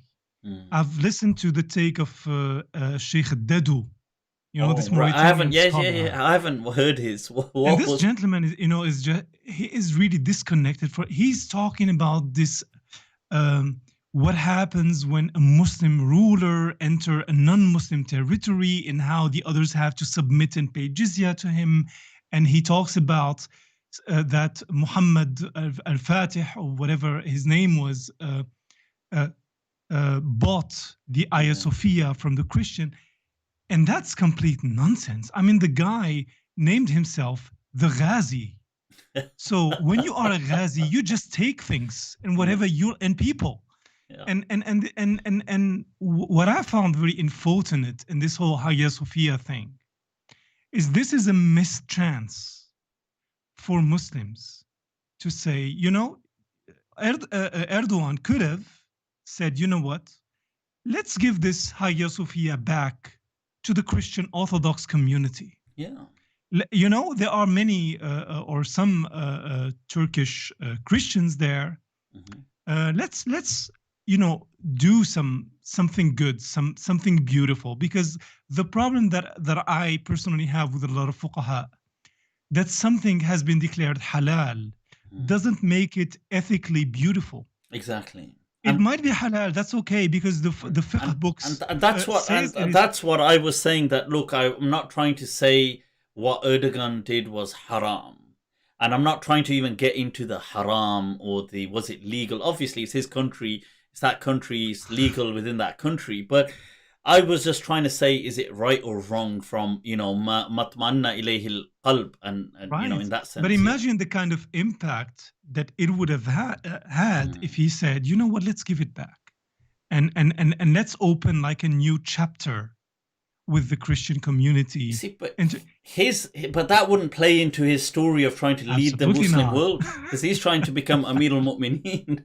Absolutely not. Indeed, indeed. And that's really, I mean, just unfortunate, but it is what it is. It's the kind of very weak ethical positions I find that a lot of Muslim leaders and scholars, unfortunately, have been taking. You know, it's also this whole wow, we are back on track, and we This will kind be of, great again, is and it, we have it you know, back. Doc, the rise of populism, this whole Indeed. being like populist kind of leaders, or feeding to that populist audience of like, yeah, you know, this in an era of Trump. I mean, this is Indeed. what we're seeing, isn't it? Like rallying, oh, mashallah, play the adhan, you know, Allahu Akbar. Like I saw people sharing this on YouTube, and they were so emotional over, you know, the adhan. And I said, mashallah, but come on, let's be real. The adhan's everywhere in Istanbul. You know, you're not going to really be like, oh my God, I've never heard the adhan before. Yeah. So, and this is, it's speaking from a position of inferiority. Indeed. You know, people when they're insecure, they do things like this. When people are secure, and you know what's interesting, we spoke a lot about history, but you will see that at times, like historically, even in the, you know, when you read up on the Umayyads or sometimes the Abbasids or different people, when they're dealing with other people, why is it that they weren't sometimes imposing their thing? In fact, you know, they would be like, look, if you want it, just, yeah, have a truce. And it's because of security. By that time, they had a sense of like security of themselves. We don't, you know, we're established. Like, I don't need to feel that. You don't need that. Yes. Yeah. And I feel that this is such a, this insecurity is a big thing with, unfortunately, within the Muslim kind of scene. It's also something, in my view, that destroys the whole Islamic scholarship. Because if you have a Muslim Mufti or Muslim scholar in general who is arguing from the point of view of insecurity, whether he knows it or not, or a lot of his rulings will smell like, you know, insecurity. Yeah. But the problem that a lot of people who are not trained to see that will take it at face value. This is what Islam stands for. Yeah. And you see and that it creates a lot of problems. And you see that in many things. I've said in, you know, I've got a video on where I speak about, I think it's called the madrasa crisis or something, but I speak about the same thing with misogyny. You see, people are dealing with insecurities that they may or may not be conscious of, but then they're kind of lashing out. Like, so I gave the example of where you'll have Maulanas with, even in certain towns in the UK, but they live in almost like a village. You know, some of these towns up north, they're not villages, but they might as well be. But they are like, you know, they've got madrasas, and these guys just grow all their lives like they'll be just in this madrasa. They just wear a thobe, got a topi on. Now, when they go out and about, people look at them differently. Like, this must create a psyche of like, oh, I'm being looked at and I'm being different. And I said, and they must see other Muslims, for example, who are riding on the buses, for example, boyfriends, girlfriends, things like this. They must see all this, but they're not a part of it. No. And they see all these girls who are into fashion, and they see all of this, but it's not a part of their world. Now, one day, when a woman like that comes to them asking them, oh, look, Sheikh, I've done this. You see, this is where part of that rage comes from. Absolutely. In saying, well, this is haram, you're filth anyway, this kind of thing is just, yeah, so. Did you watch Unorthodox? I haven't seen that yet. Oh, you have to. It is on my list. It is a fascinating book, obviously, but also the mini series on Netflix is really interesting. Yeah, because it discusses exactly what you were talking about. Oh, is it? What happens to you when you grew up in a closed community? Because it is about this Hasidic Jewish community in Williamsburg in Brooklyn, and Okay. the whole it's a very closed environment. So there is no or a very small amount of interaction with the outside world. You live inside these Yeah. imagined walls, and it does a lot to your psyche. And the point why I'm bringing the series, I don't think that it is Jewish necessarily. Yeah. You see a lot of parallels Of with course. a lot of Muslim communities when you are when you grew up and you are In a bubble. socialized In in a this bubble. kind of manner. In a bubble. Uh, Yeah. you may be very often like the kind of Maulanas that you have described. It is very difficult because uh, how do you want to explain to someone or give a fatwa to someone when you don't understand where he or she is coming from, what kind of life he is living, what kind of mistakes he has been doing, etc. Because you have absolutely no idea about his world or her world, and you have first of all to be And also this thing adding to that, Doc, is this thing of where they feel that they, whether it's right or wrong, but in their world they feel wronged, or they feel that, like I've lost out in this. So for example, mashayikh in the Muslim world right. who hate on, like, obviously, let's say they're living with, and I'm not saying this is their fault, but let's say they're living in poverty, or the country doesn't have a good system and doesn't have, now they see the West, and they Yes. see these countries who don't believe in God, and then they have better systems, let's say a health service, things like this, technology, and there's a natural, like, not having Mm. causes, unfortunately, a natural hate or Hate. envy towards Yes. the having. But the Now, problem with that is also you have to, the only way to survive that is to lie to yourself. So you have to invent a theology yeah, that explains your situation, that gives meaning to your suffering. The of reason course, why I'm not taking part, in this whatever beautiful culture out there or whatever, things that I'm associating it with is that I am on the right path, and this is exactly, the path of and God, and the and there fact is only one, and all of them are and going to hell, and and you start psyching and yourself. and the fact that I've lost out on, let's say, this, but it's okay because God's going to give me in the afterlife. Indeed. But then the problem is, they're gonna look at you, Mahdi, and say, "Well, he doesn't keep a long beard, and he's got this," and they're gonna, look, he's listening to music, and he's claiming he can still do that, and God's that robs them of this narrative, because the narrative is, okay, we've sacrificed it for God, and He will, I'm, like I said, that Maulana is sitting on a bus now. He doesn't have a girlfriend, he doesn't have this. Now he's thinking, well, it's okay, but God is going to give me something better reward. Now he hears people listening to music. He thinks, look, I've given up music. It's okay. I haven't got an earring on. I haven't got this. But then he sees people that are doing that. They are listening, and they're saying, well, actually, it's not even haram. Mm. And now that's a huge spanner in the works.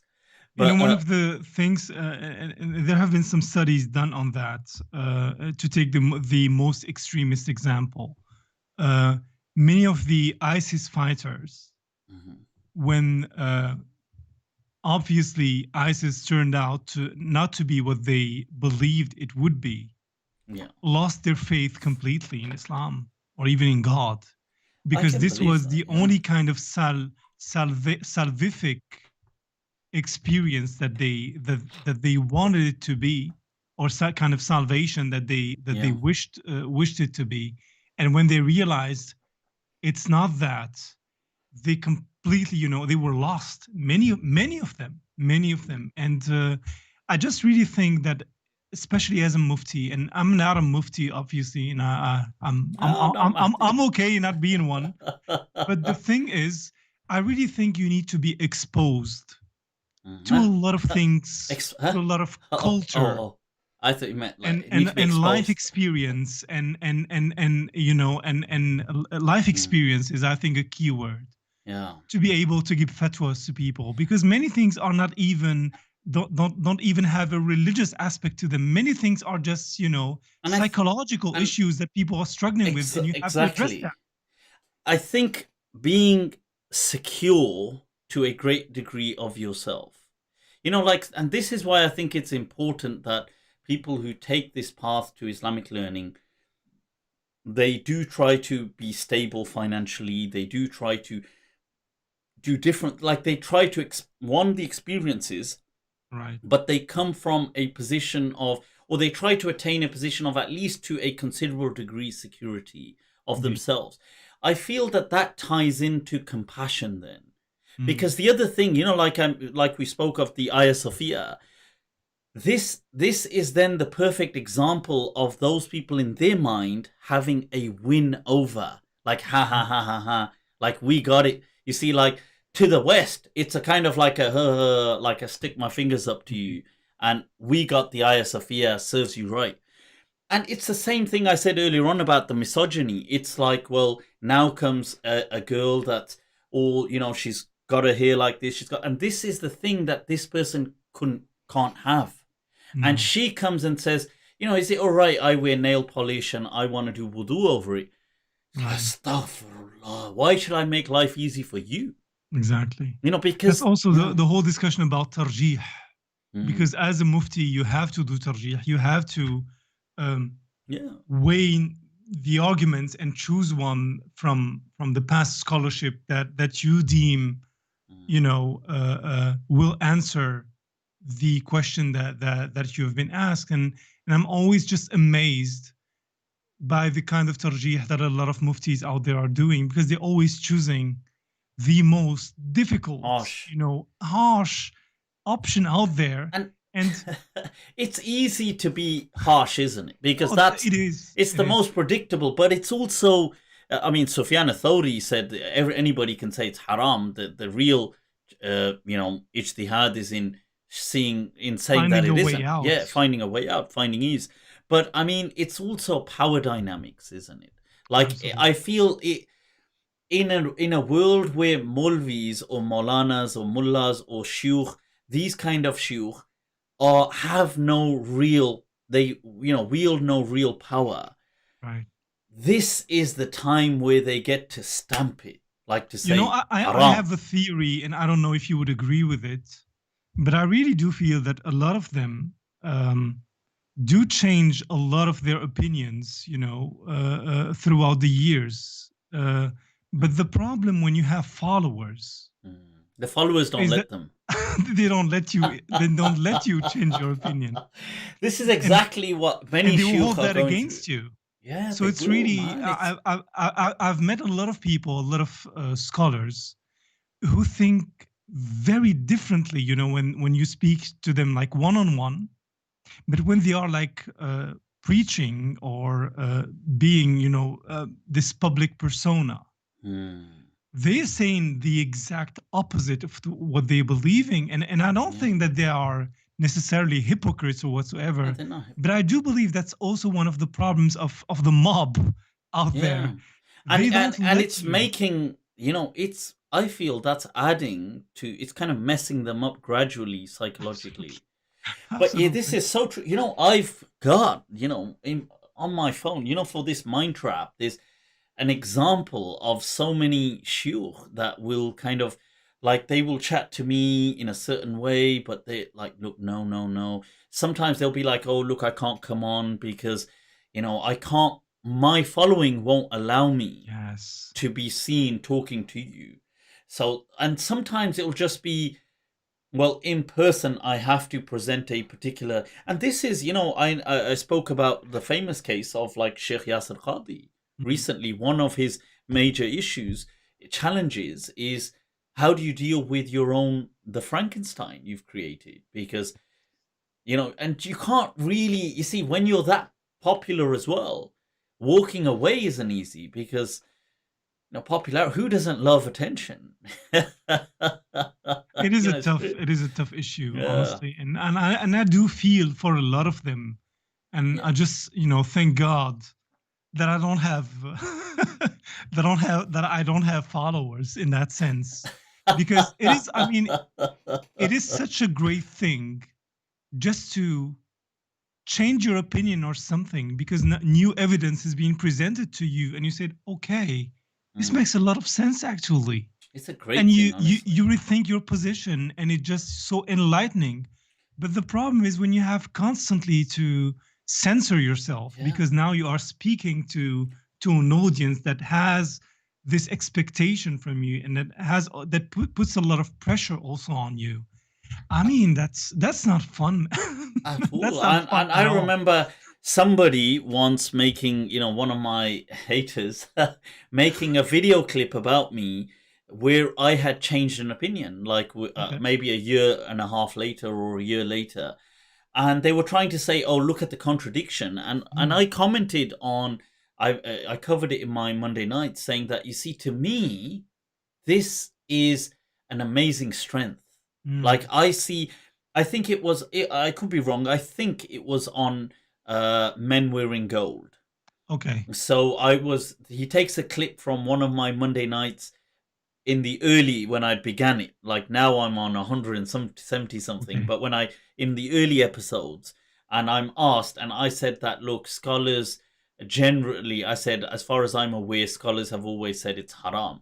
There doesn't really seem to be a difference. And then he takes a quote from my, just towards the end of last year or something, or last year, where I said, well, there's a difference of opinion, and I quote some of the Sahaba that disagreed, and I said, well, and Ibn Daqiq al-Eid saying there is no ijma, and then I said, look, I Yes. find myself in line with this opinion, that it's not haram.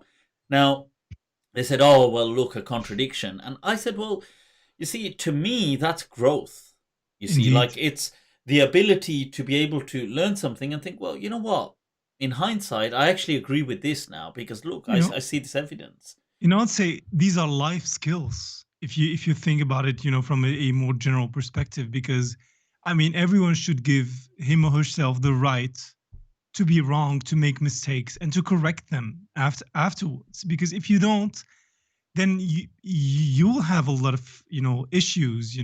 in the way you approach life in general, and religion is just one part of it. But I just find it very unfortunate, this whole Mm. discussion, because the problem for a lot of people who are not trained in Islamic scholarship, this is what Islam says, Yeah. right? So they have to also, it is presented to them as you have to die for these kind of positions because this is part of the faith of the aqidah. Yeah. And we just, when you do research, many things are just not part of the aqidah, like many things that people think Yeah, it's true. I mean, it's not. that it is a pillar of Islam. It's It's not. it's amazing that Chill. when you look at the actual teachings of the Prophet, it's that in that the best of this deen, in khayra hada deen aysaruhu, the most easiest of it. This is the best of this deen. But people today, ya salam. Professor, it's been so amazing Thank you. having these discussions.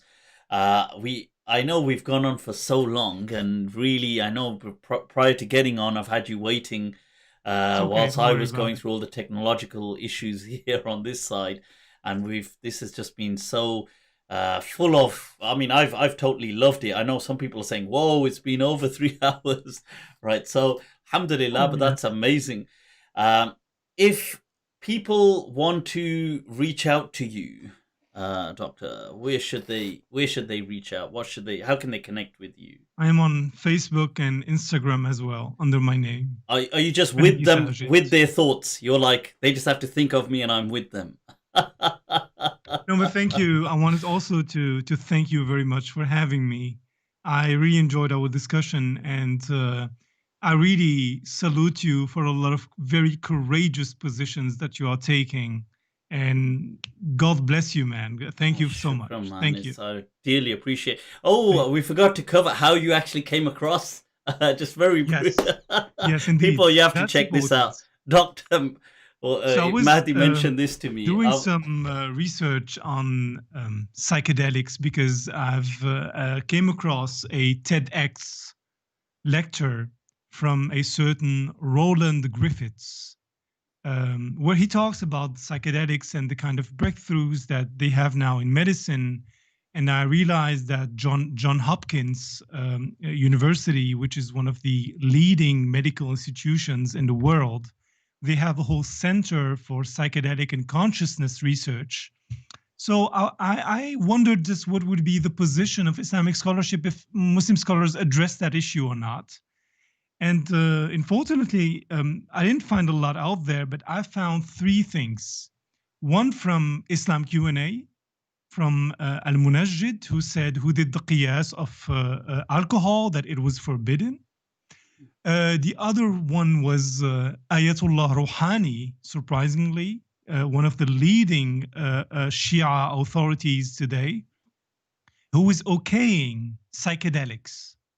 And you can find the fatwa easily in Google if you Google it. And Mufti Abu Layth.